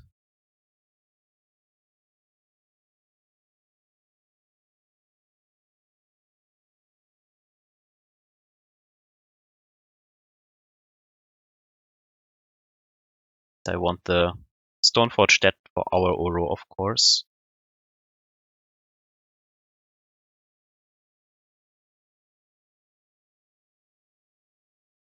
So since we can shuffle with our Stone, I still let it uncracked. Maybe he counters our Stoneforge or something.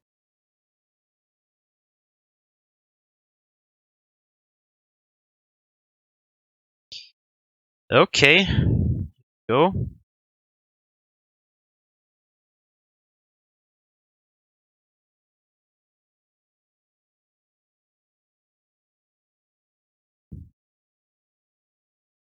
Cryptic can stall.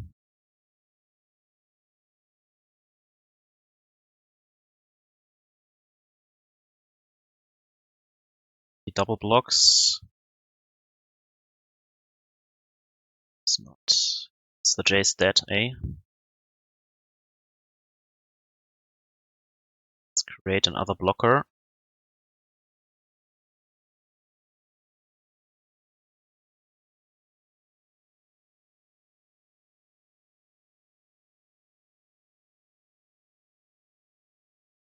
I can use the opt, but then I can't hold up the Cryptic. And I want double Cryptic here in case he has a remand, so I guess just wait what happens.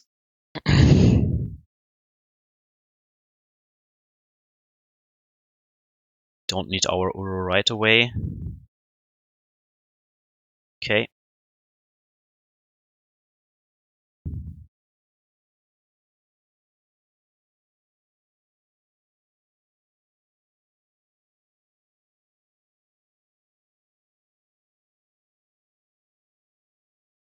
Thing attacks the Jace.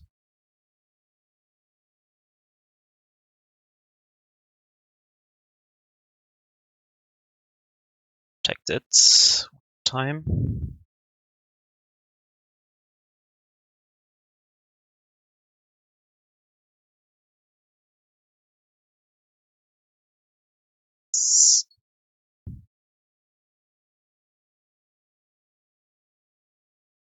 Costs you time, like fine.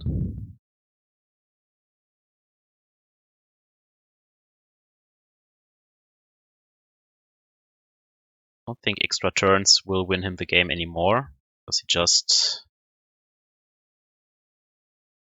times out. Alright. Could squeeze it out somehow, but I don't think the matchup is particularly great. But well, managed it in an hour-long grind.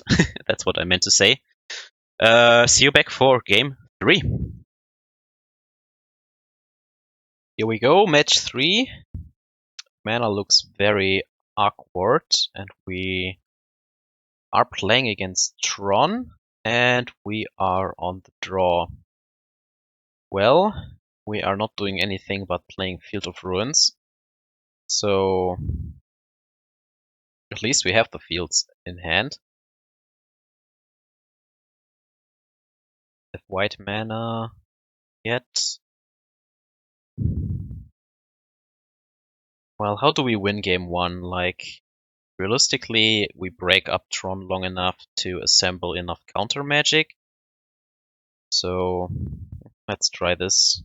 They kept 7 nonetheless. So they probably have turn 3 Tron.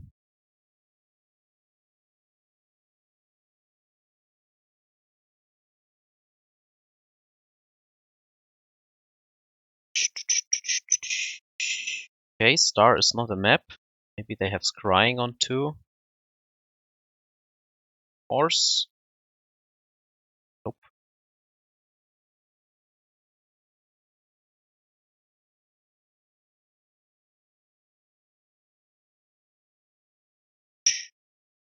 Forest. We want to see the forest. Come on.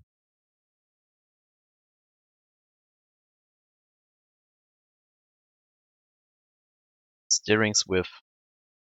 Well. Alright. Doesn't even need... Search for the piece. Right.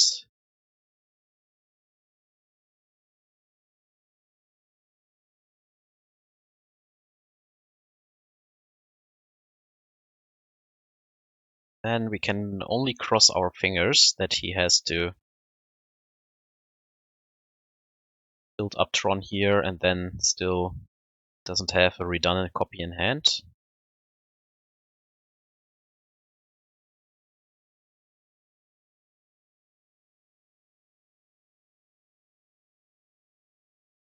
And I probably blow up the mine.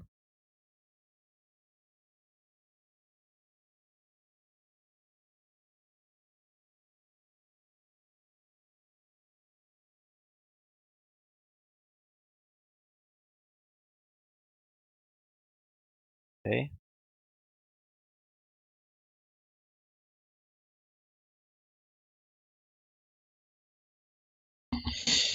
Okay, yeah, probably blow up the mine. Okay, we have all the Field of Ruins, so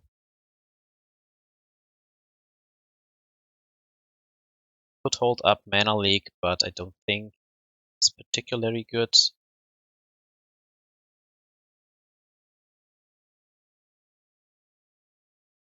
So let's cross our fingers that Field of Ruin is good enough.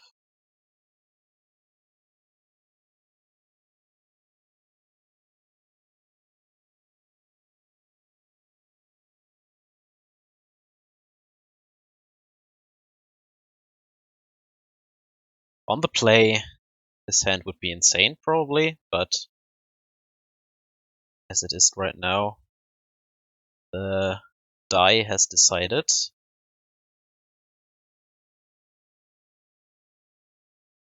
We are on the mercy of the Tron player here. So, let's see.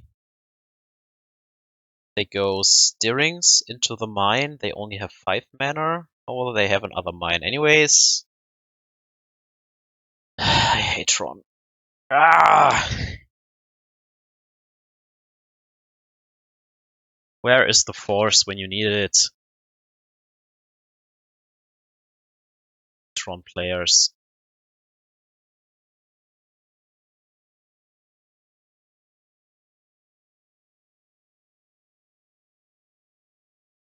One Stoneforge per game, so we can cut the 4th copy, I think. Snaps, I like Path. Berries are weak, we can cut 1 Uko. Maybe bring in 1 Ashiok. There.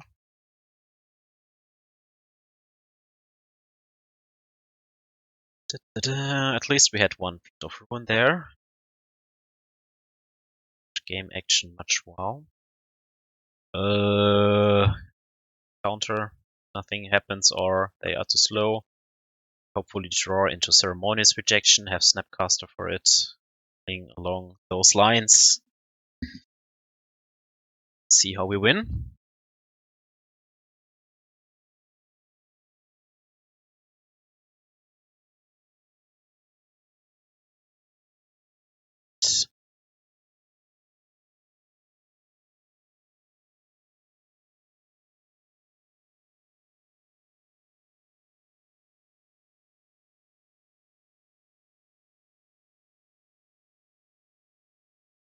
So they don't complete Tron that fast here.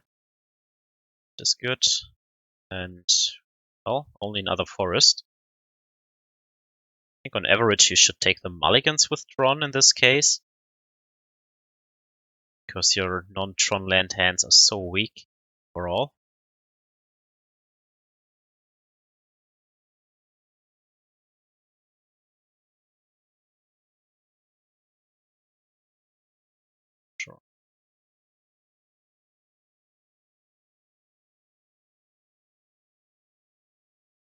think we steal the map here.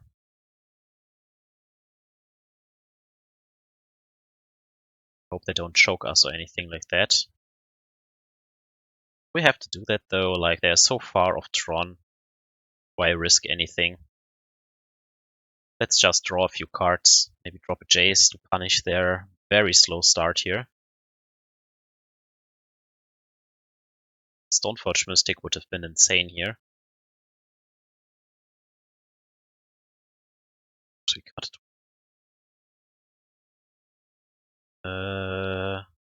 Sure. Search your land drops. Oh, tower.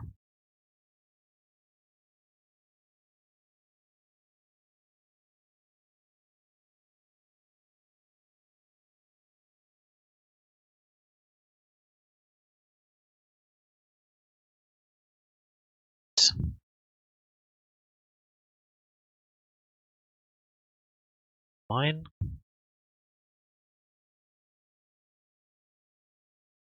Let's try and find some cards. Well, just hitting land drops.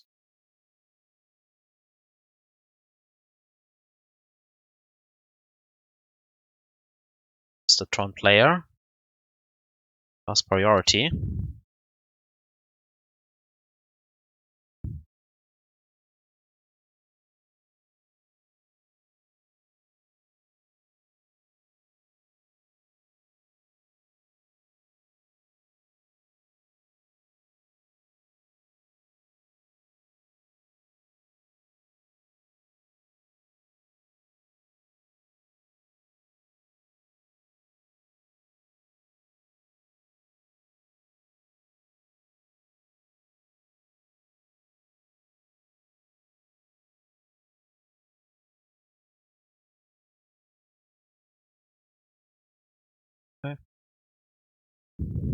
Okay.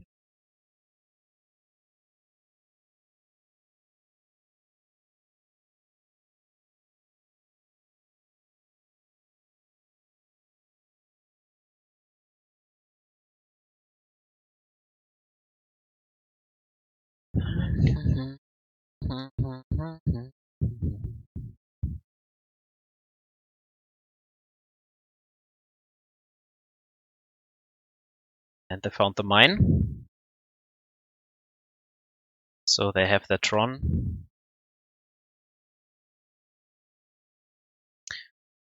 Really sad that we couldn't punish their very slow start here the slightest. Maybe if we draw a Field of Ruin here. Or at least a rejection.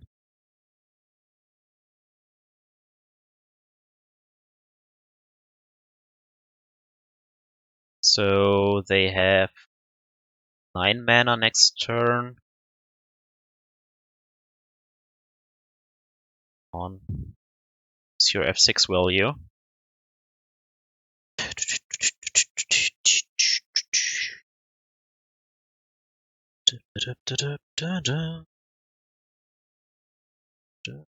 Five cards in hand.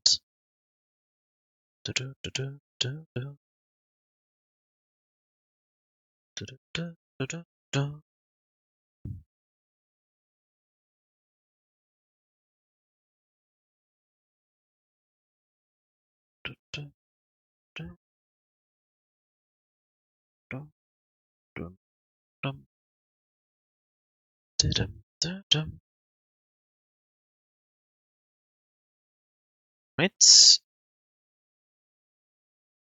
We have at least a clock going here.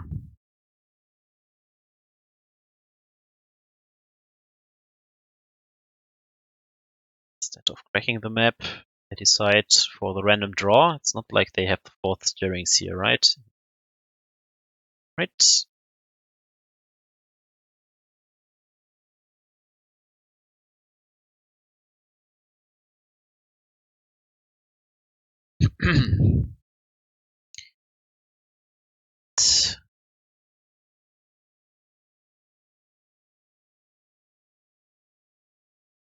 So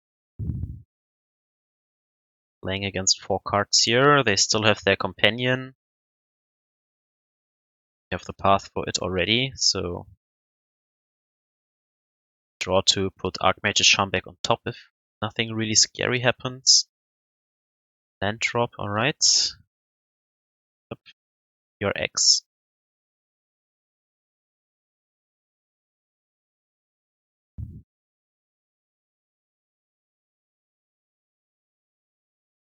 Alright. Right, next deck. Will you flood out?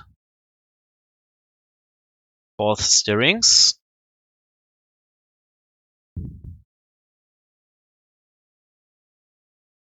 Okay, 8 mana Eugen.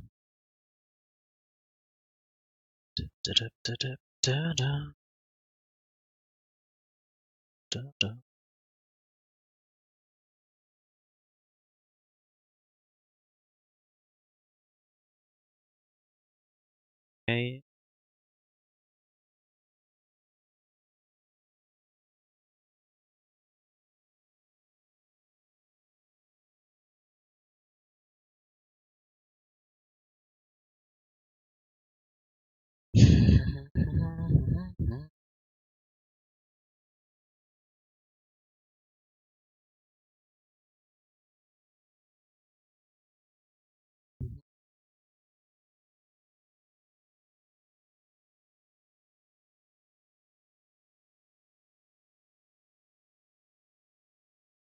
Just drawing more land drops here is not what I want.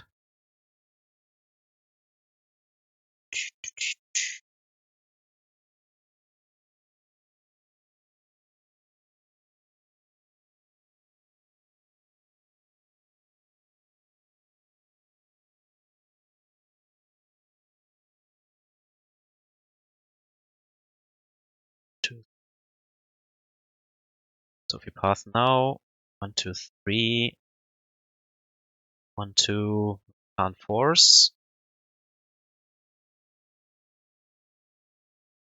Just take the hit for 1 turn or something. Don't want to ramp him up unnecessarily here.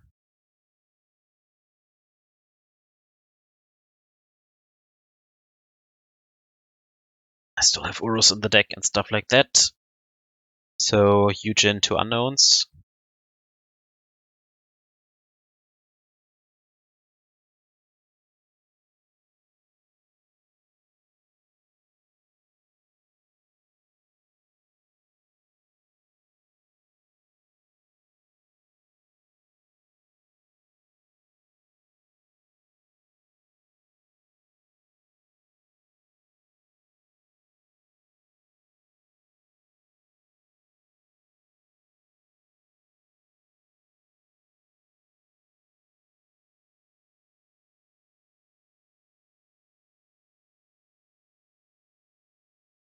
Now he still has this Eugen in hand, so we somehow need another counter.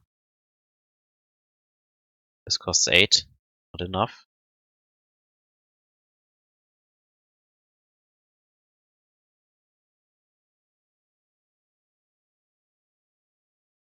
Go away. No mana.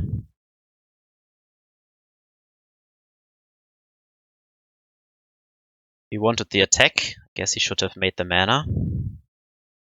But we only have this Aether Gust in hand now.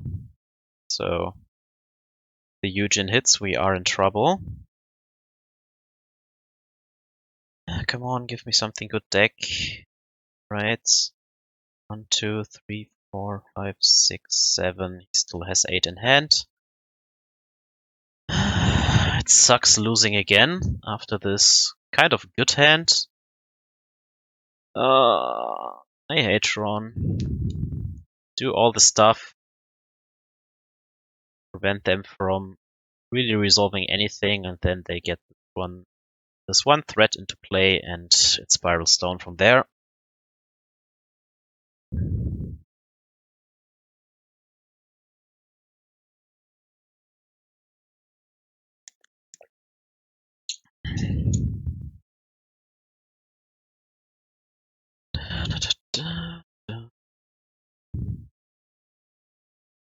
Hey, an Ulamog. Should have the path in hand still. Man. If I used the path or something earlier on the Gunter, been better. And now we flood out and lose. Yeah, Jace, you are too late. Well, see you back for round 4. Okay, round 4. Let's see. Alright. The mana.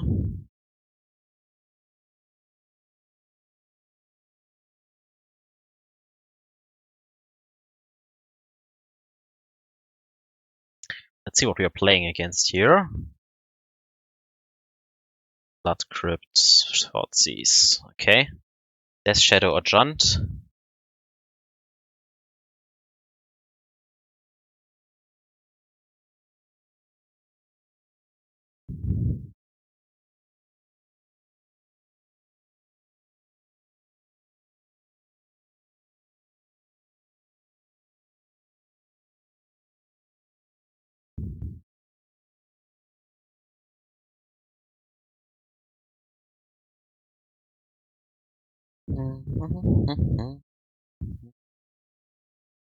Takes the Teferi, so maybe it's Death Shadow.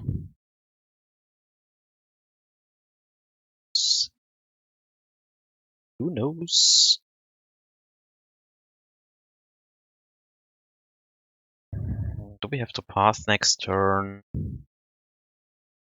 Maybe not. Maybe yes. We can still path if we have to.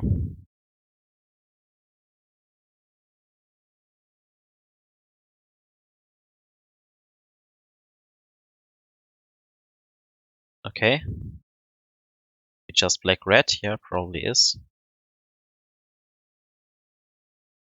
When it attacks, so we can do this in beginning of combat. I still want to use the Field of Ruin for an island to use Cryptic.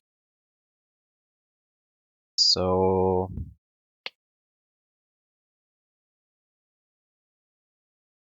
we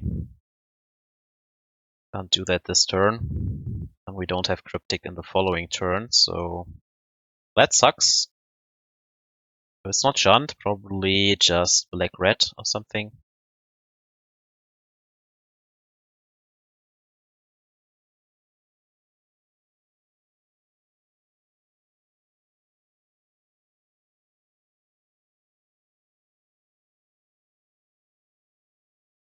Okay. Tapped. Another one that we have to snap path then.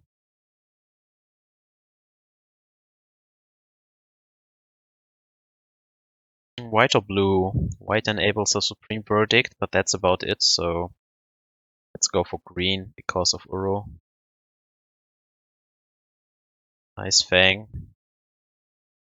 This is not your game. So this will also delay the Cryptic unless we use the Field of Ruin now. Then we are really lacking the mana, so we can't use Field of Ruin still. Sad Cryptic. Our whole hand is very awkward here with this mana. This Field of Ruin makes it really tough.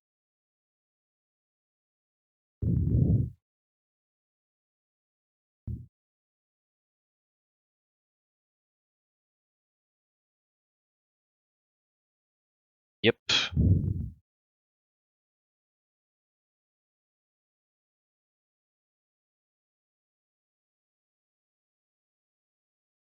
Right.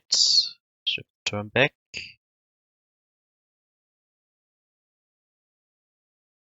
Still annoying to deal with because of our double path the Exile. He can now exile it from the bin.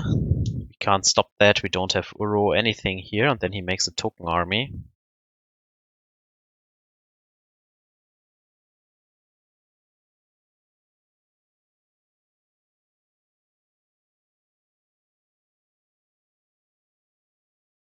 Right. Really need my Uro or something.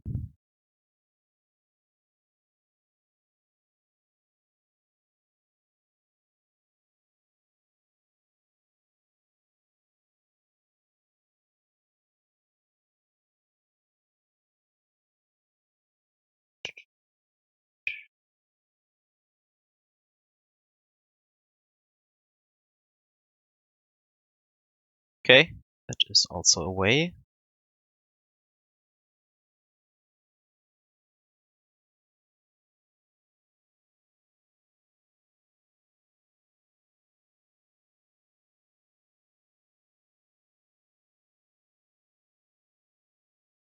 So I hope they don't have a Croxa.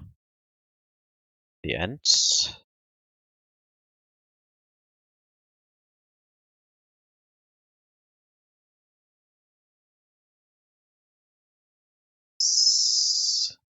Or a Thoughtseize or something like that.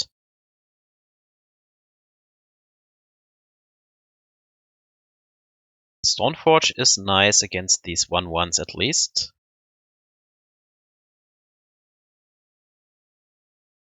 Guess we can also just hardcast the Batterskull.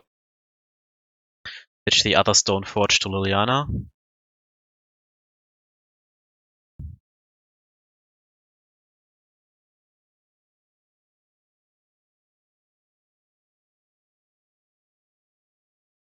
So it's a Mardu Stoneblade deck, right?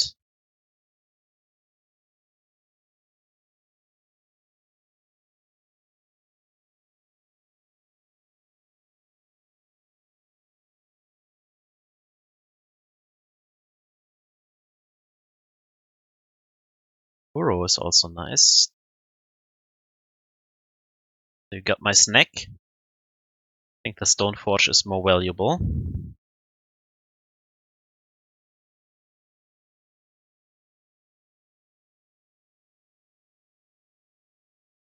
Okay.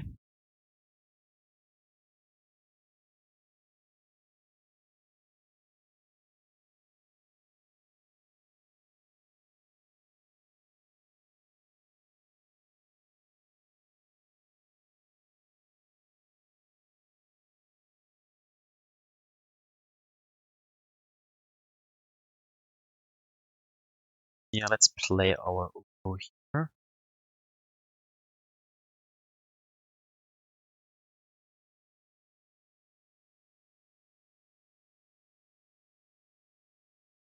That was a fine draw. We can't use Mystic Sanctuary here, but I think that's fine, because we can path this dude and put Batterskull into play. So let's fetch now, just in case.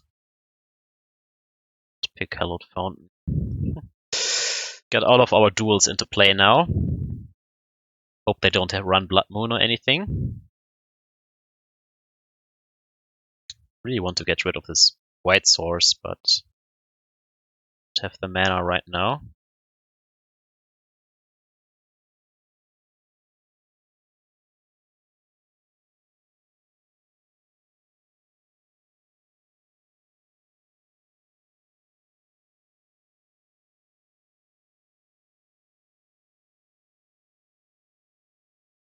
Okay.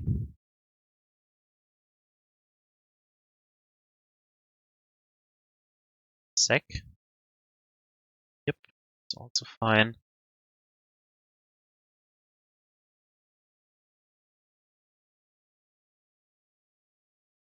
Okay. And he can attack for 1, maybe make some tokens. Maybe he has a Pyromancer as his last card.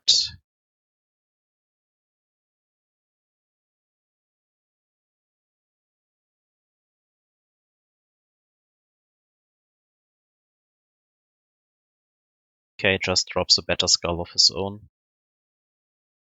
Batterskull Wars. Green, green. Let's actually drop this island like green, green, blue, blue. 2, 3, spells. Never know.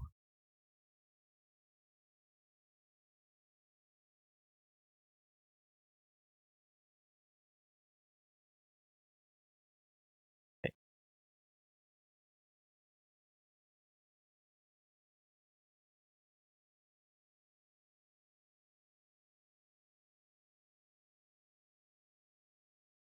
Grab my basics now. Doesn't have a basic plane, so I hope he draws a Batterskull.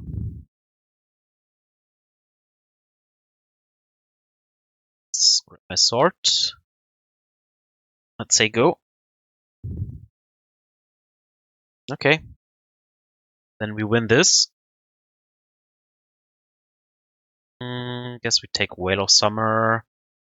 Take Celestial Purge. Maybe even Aether Gust.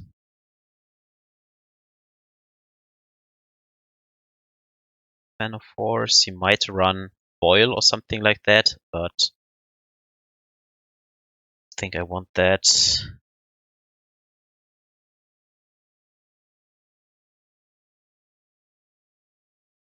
Can't deal with a Blood Moon now. Some sword carries.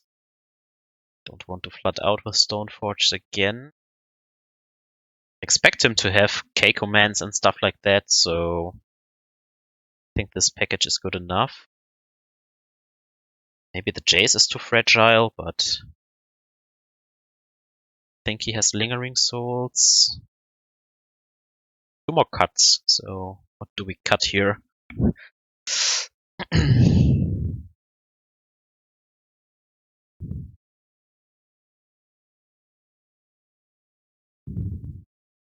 Maybe the Veto after all. Mana Leak is still okay against the Pyromancers, I guess. Maybe Cryptic and Archmage Charm are simply better. So let's take as few dead top decks as possible.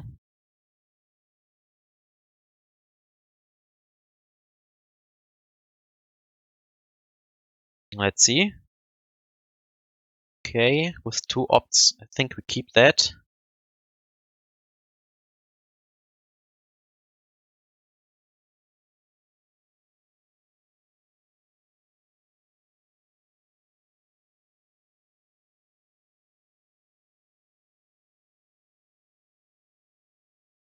Right.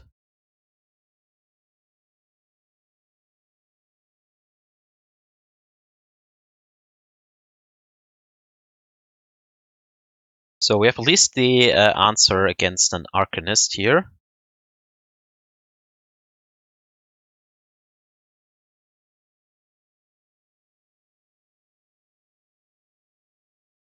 Yep, okay. Can deal with you. Then I hope we don't run into Blood Moon, but he played 2 non-basics, so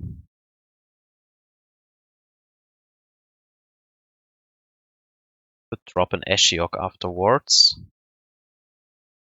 I take the land drop even if it's a bad one. Oh, that's a good draw. Okay.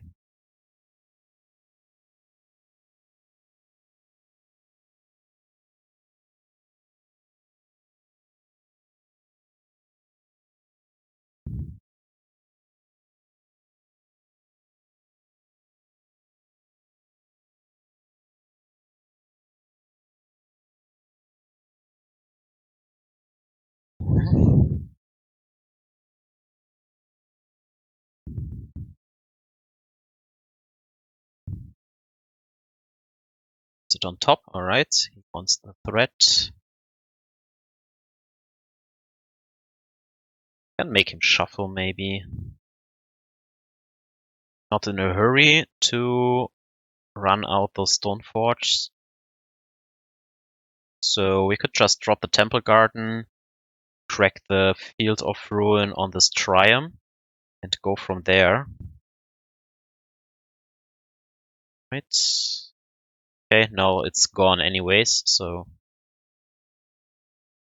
if it works on MTGO, that is. Maybe he drops another one. Okay, there's a Croxar now.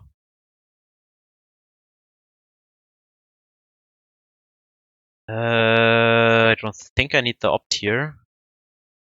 Then again, we can't cast this Archmage's Charm, so... Bye.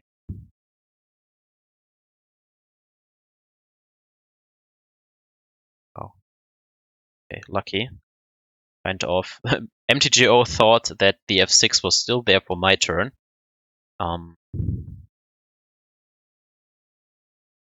Yeah, we could drop the Stoneforge now. Or crack the Field of Ruin for a basic island. That kind of plays into his Croxar. I don't want to fill his graveyard here that soon. So...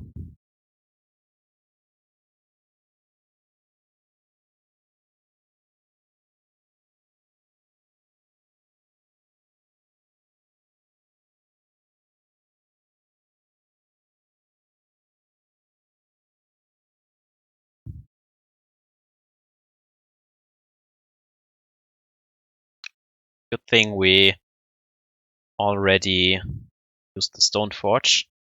But now he can hit the Croxar next turn. But he didn't choose his own library, so it's fine by me.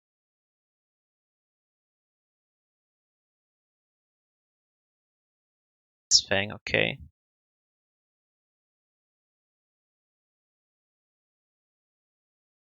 Can put in the Batterskull.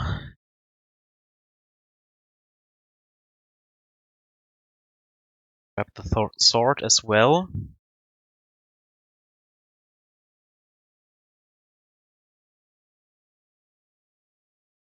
So if he plays Croxar, we have a Batterskull with sword equipped. Then he can't really handle that unless he draws hate.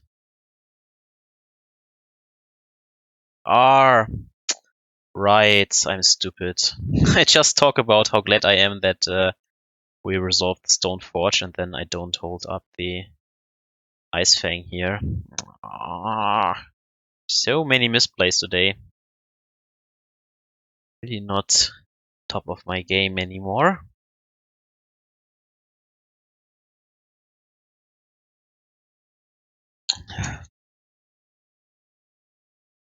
Well, at least we flood the board in case he has Liliana. Sacrifice. Now he targets himself. And he has the land drop. Damn it.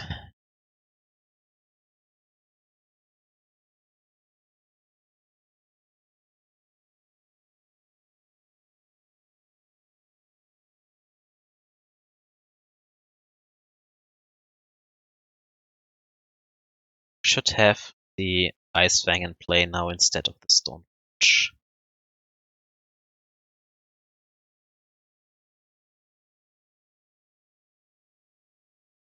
We draw another path to Exile, maybe we can get out of here, so I think in this case we pitch the Sanctuary.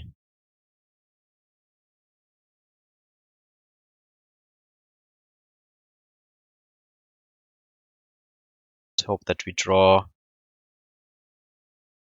a removal spell, like we still have 3 Path to Exiles, 2 Aether Gusts, 1 Celestial Purge at least, even Teferis. Can't drop Jace. Oh.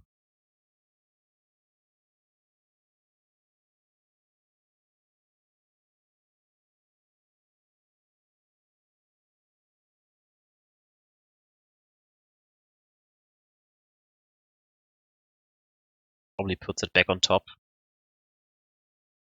No, he puts it on the bottom, right?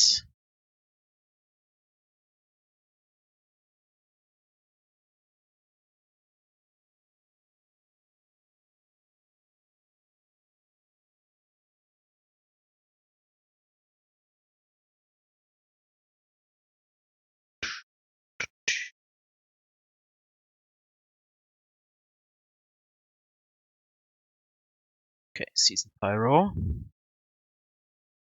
He drops Croxar and a Skelemental, okay.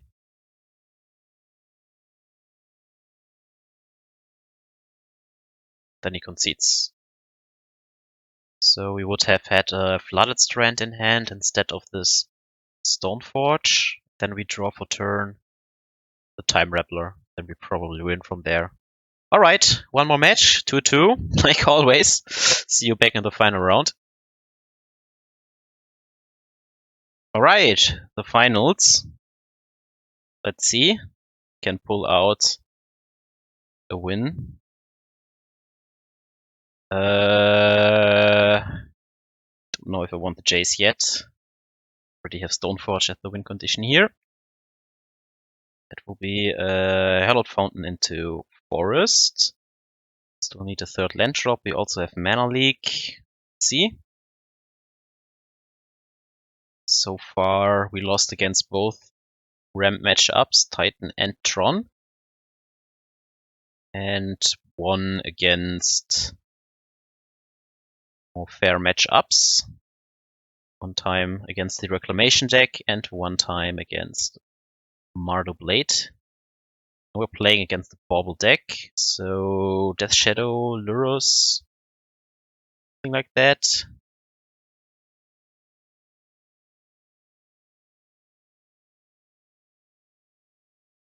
Opponent took some mulligans, so yep, Death Shadow, alright.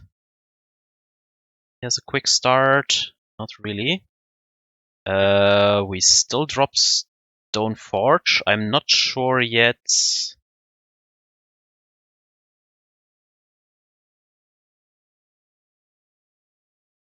I want to search, like Batterskull or Sword. Probably the Sword. Honestly, I can also see us hold up Mana Leak here, so let's shift the turn. Dropping Stoneforge is nice and all, but they probably have at least one piece of removal in hand, and protecting this hand or stopping them from deploying a threat seems fine. Could be Junt Shadow, so they probably run Lurrus as well.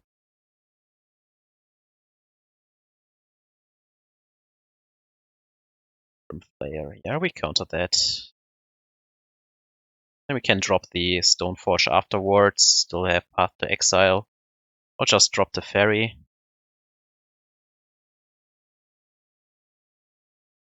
Okay. Missing the land drop hurts, like always. I think we pick the sword up. But that is the slowest. Like, if the Stoneforge survives, we can at least drop the Batterskull in play. The sword is very clunky right now. Sword is very clunky.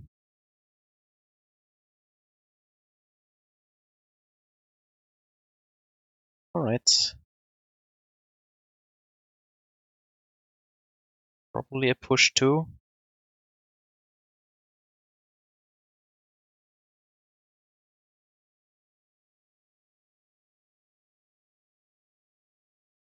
It's awkward, but I think pitch the Teferi here. Stoneforge will buy some time.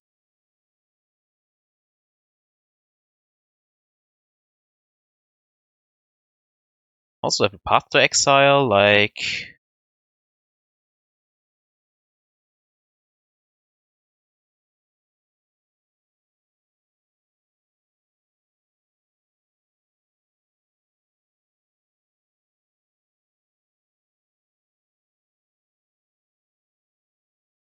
have to block here.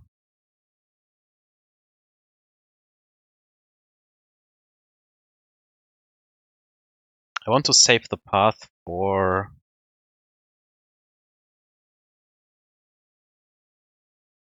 Death Shadow.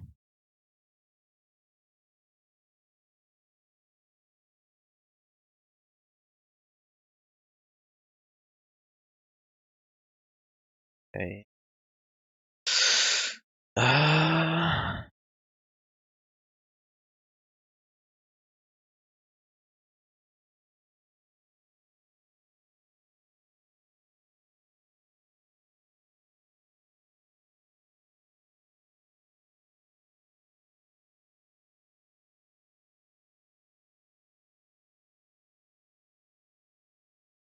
Drop decay. It's fine.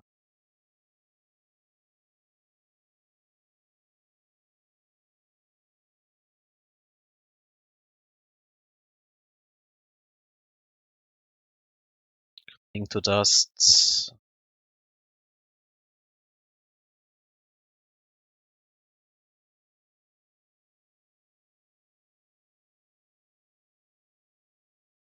Still 3 cards in hand. That is really a lot.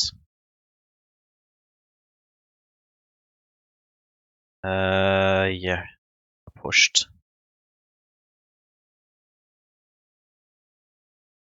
Okay, then you can have the Uro, and I hope he doesn't have another Cling to Dust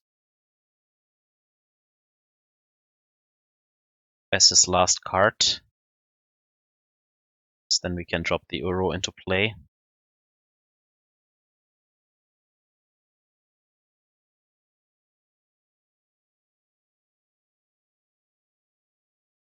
Oh.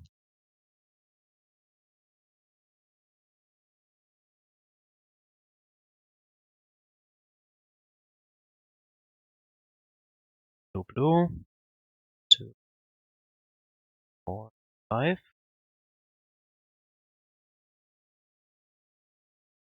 17 can be a Mystic Sanctuary. So I don't want to use the opt yet. Let's see. There's nothing to Cling to Dust in our bin, but they can use it on their cards. Just cycle that for a threat or something.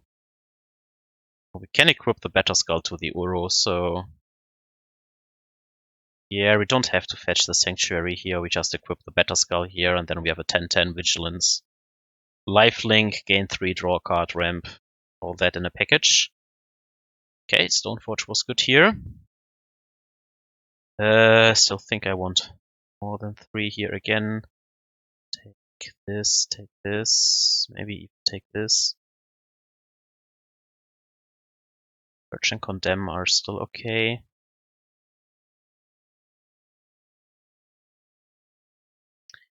Still a lot of cards here. Do we really need the Stoneforge package? Like, I feel if we simply go into a band control deck, we should have enough tools to win this. Don't have to play into their removal, and they probably keep Fatal Push in the deck and stuff like that. But I'm also not a fan of Force of Negation, honestly. A few Aether Gusts can be nice. Maybe we keep in a few Stoneforge. And of course we also need a target for them. Probably bring in Ashioks and stuff. Yeah. Know that Mana Leak is a bad top deck though.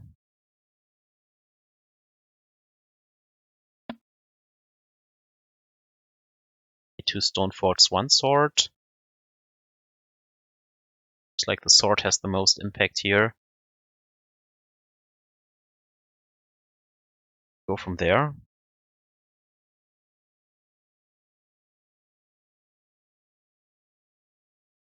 No land, no fun. 1 land.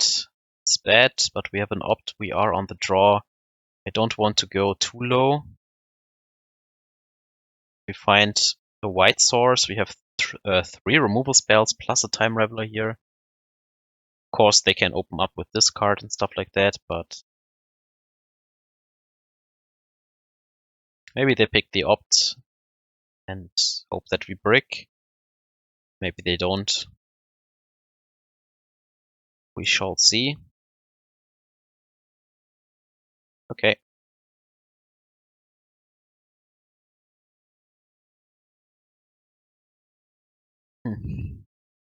Drawing the basic island here hurts, of course, but at least it's a land drop.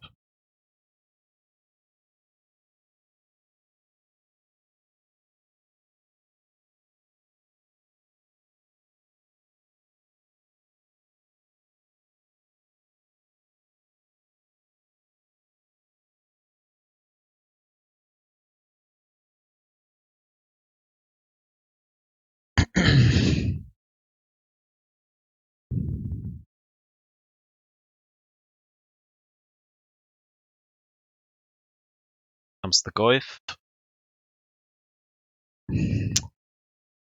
Oh, deck! Don't do me dirty. Don't drop an Ashiok now. Sure. This hand is so redundant that Thoughtseize doesn't matter. Either we draw more land drops or we die here.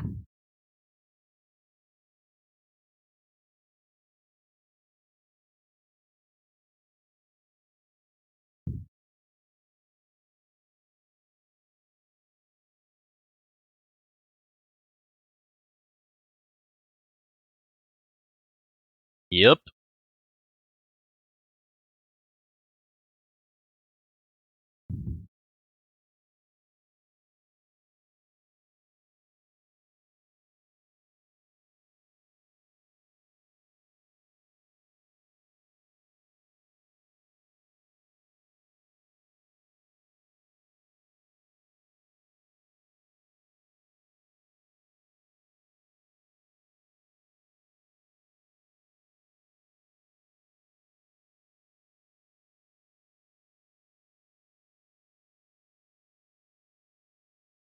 To be a little bit more mana efficient here. Get rid of the Death Shadow. Can bounce pass another one if we draw another fetch land, maybe. Fire.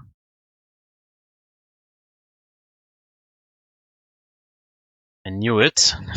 Could smell this drop here. Too bad. Would have liked to put a path back on top and then would have bounced one threat. Well, now we have to path the Death Shadow.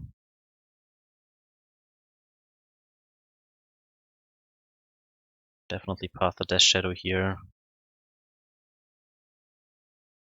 Hope we don't get battle raged. And we lost because we missed the land drop. Guess that's not true.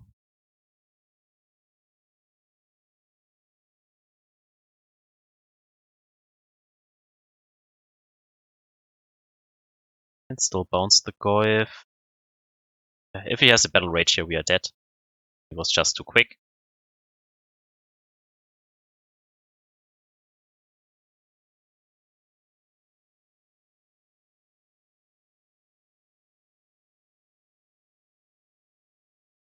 Did not hit it. There's no second Goyf. Right. Aether Gust. Still think. This is safer.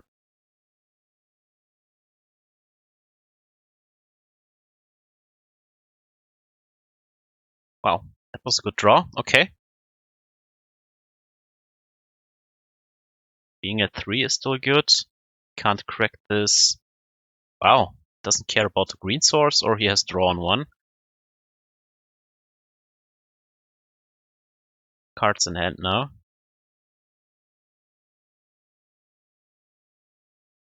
Okay. So we have a Gust for the Goyf, and we have a path for a Lurrus or a Death Shadow.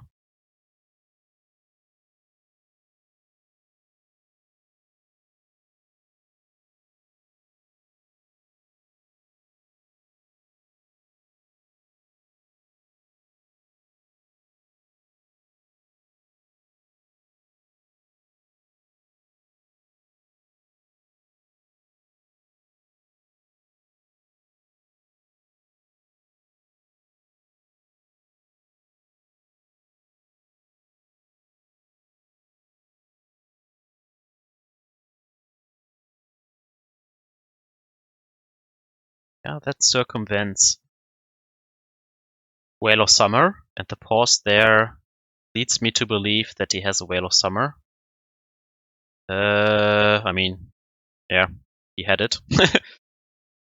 Then he redraws the Goyf. Of course, he can't use the Whale of Summer because of Teferi. Or at least not inside combat. goes to 1, so even a Stoneforge can kill him now, or an Ice-Fang.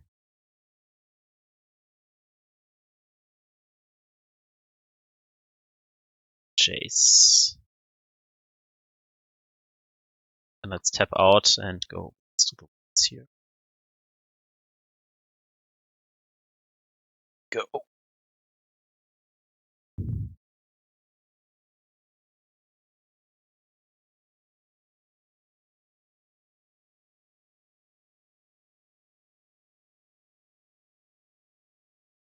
Lurus can kill us with Seal into Seal. Or he has that. Do we lose now because I tapped out? He has a Tarmogoyf and 1 unknown. Fuck! You play the Jace and then you lose. Well, I guess he would have attacked and then we needed to tap down nonetheless, so.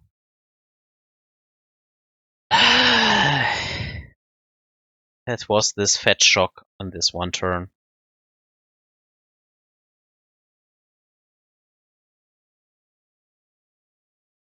Okay.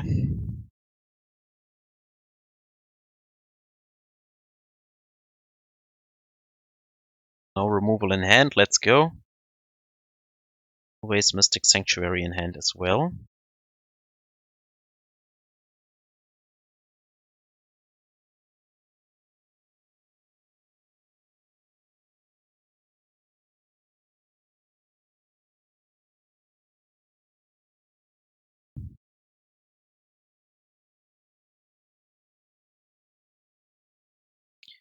Took quite some mulligans again.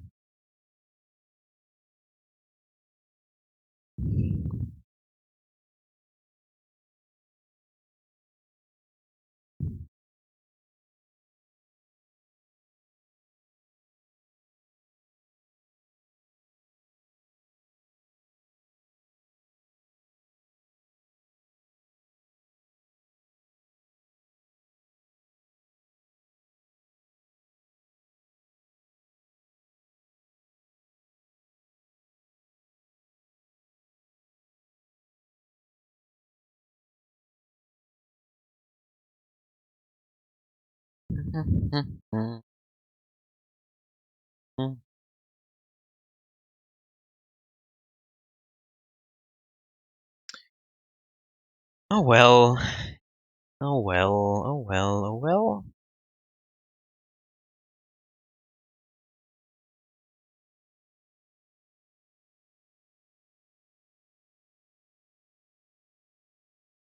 No Whale of Summer, no fun.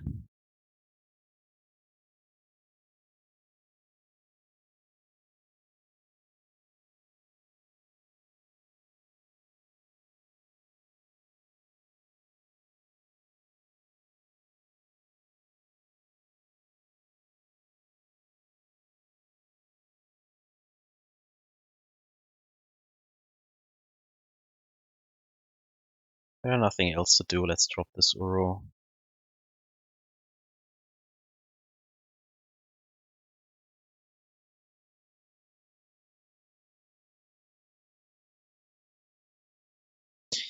We draw more lands. The hand in my second game was nicer. Just the mana would have checked out.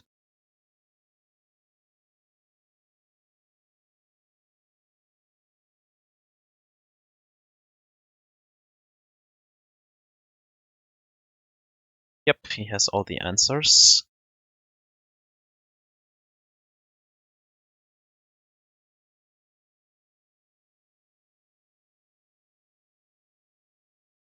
Probably also has a Whale of Summer in hand.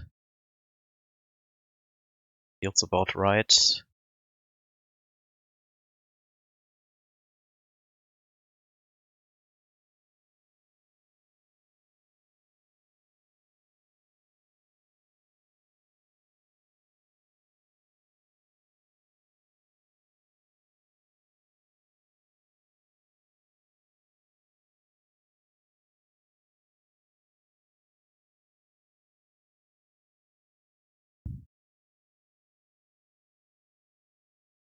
Oh man.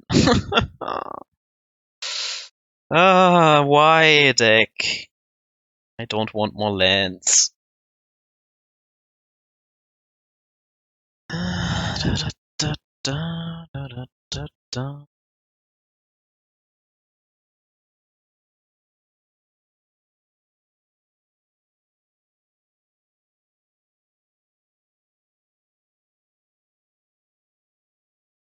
I can smell the weight of summer already.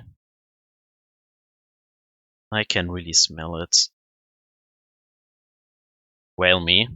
Last card in hand.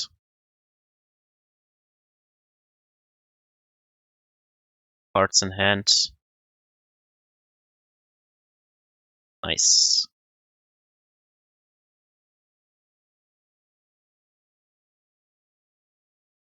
Nice! So you say we have a chance. Are saying we have a chance.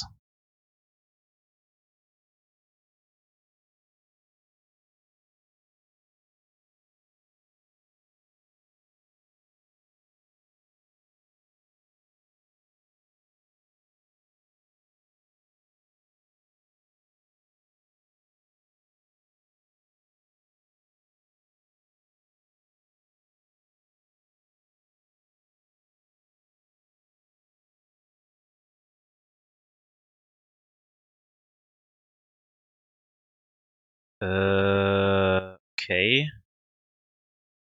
We can't prevent that here. Oh, Ice-Fang has Death Touch now. That's good.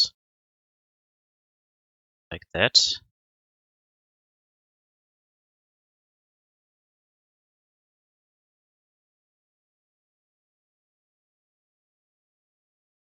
Like that.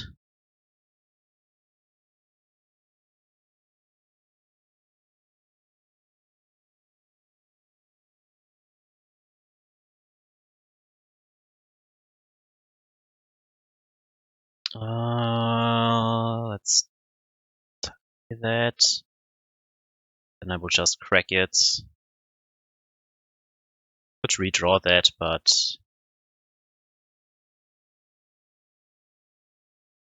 go away, graveyard.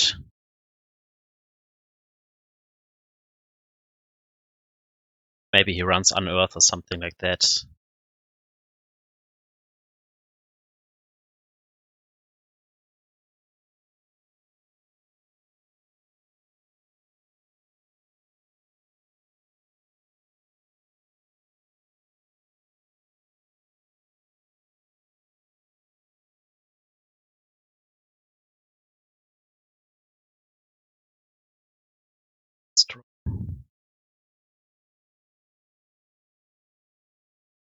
Alright. We got all 3-2. We made it again. The deck was definitely fun. Wait. Let me quickly change back to the deck. Go to the collection. Yeah, so the deck was definitely fun. Very interactive. The Titan matchup that we lost, it was not unwinnable, to say the least. I mean, you have seen the games. Also, the Tron match is also not unwinnable, so I punted sometimes. Deck has definitely potential. I actually liked Stoneforge. It was really good. I liked the sword. The Batterskull was useful. And this was a league where I never really drew the equipment before drawing the Stoneforge, so that feels always nice. Is it better than Sultai? I don't know. It's just different. It's more proactive, which is not bad, and it attacks from very different angles. I don't know if it really improves matchups where you would have issues with blue-white. Do you really need the sword against Titan? Maybe yes, maybe no. We have won plenty of times against it without Stoneforge as well, so I'm unsure about that. It's nice that Stoneforge can at least block 1/1 tokens from Seasoned Pyro. That was cool. Also nice against Tron. You can drop it for 2 mana and then have at least a threat on the battlefield that can be beefed up with a sword or puts a Batterskull as a clock into play. So that's okay, but it's still 6 slots here that you could fill out with more card advantage or other stuff. So I definitely enjoyed this deck. There is not a lot I would change. You could maybe cut 1 Field of Ruin. Maybe 3 is too much. Cut 1 down, maybe include another patch land. The 9th copy. Grab Mystic Sanctuaries, but else the deck felt very nice. Ice-Fang was not bad. I don't really remember a situation where I wanted Shark Typhoon instead, maybe against the Reclamation deck. But it was still fine. In some cases it had Death Touch, but was not that important all around in this league, I guess. Because against Titan and Tron it doesn't matter. Against the Stoneforge decks, whatever, and only against Death Shadow the Death Touch would have been really helpful in this league, and there we had it, so I don't know, hit or miss, but yeah, Ice-Fang was nice, and Uro was great as always. This card is so busted, it's insane. What I could also see is just a straight band control deck. Like, we have played blue-white before, right? So we copy the mana base. This is kind of the same, just 1 more forest and cut down to 3 islands. I think that is more than enough. Increase the Hallowed Fountain instead.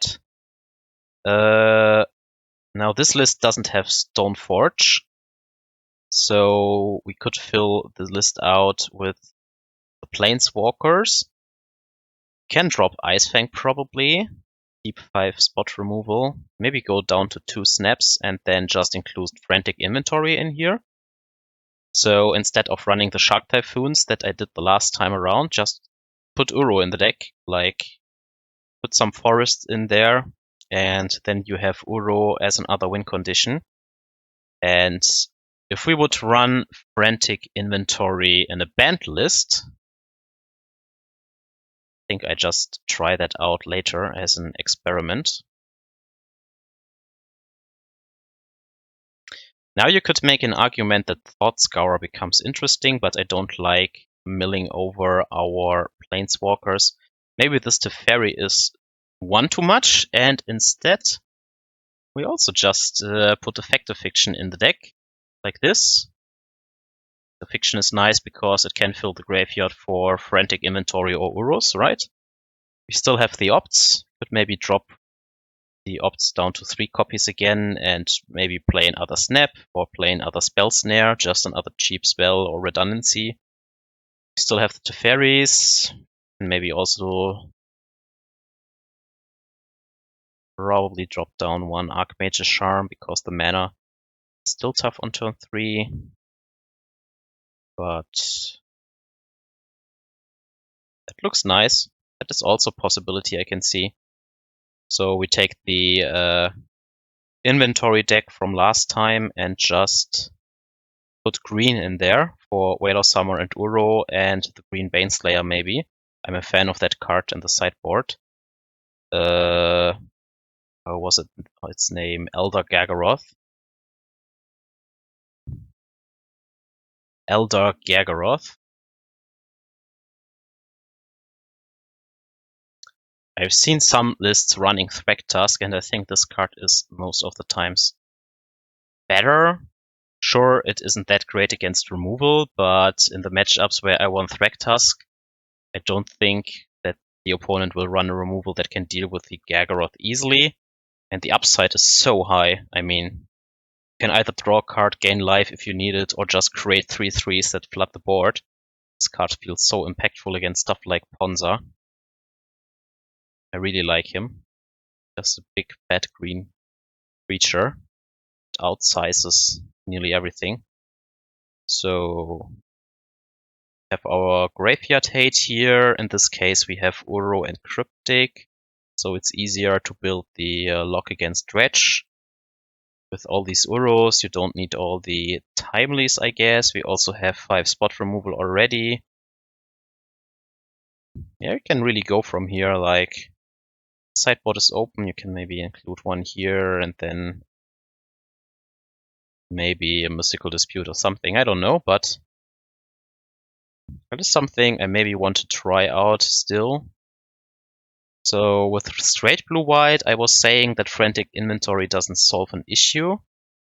That might be still the case here, because we still have so much card advantage between Archmage, Charm, Cryptic, Jace, Teferi, Fact of Fiction, that it's maybe not necessary.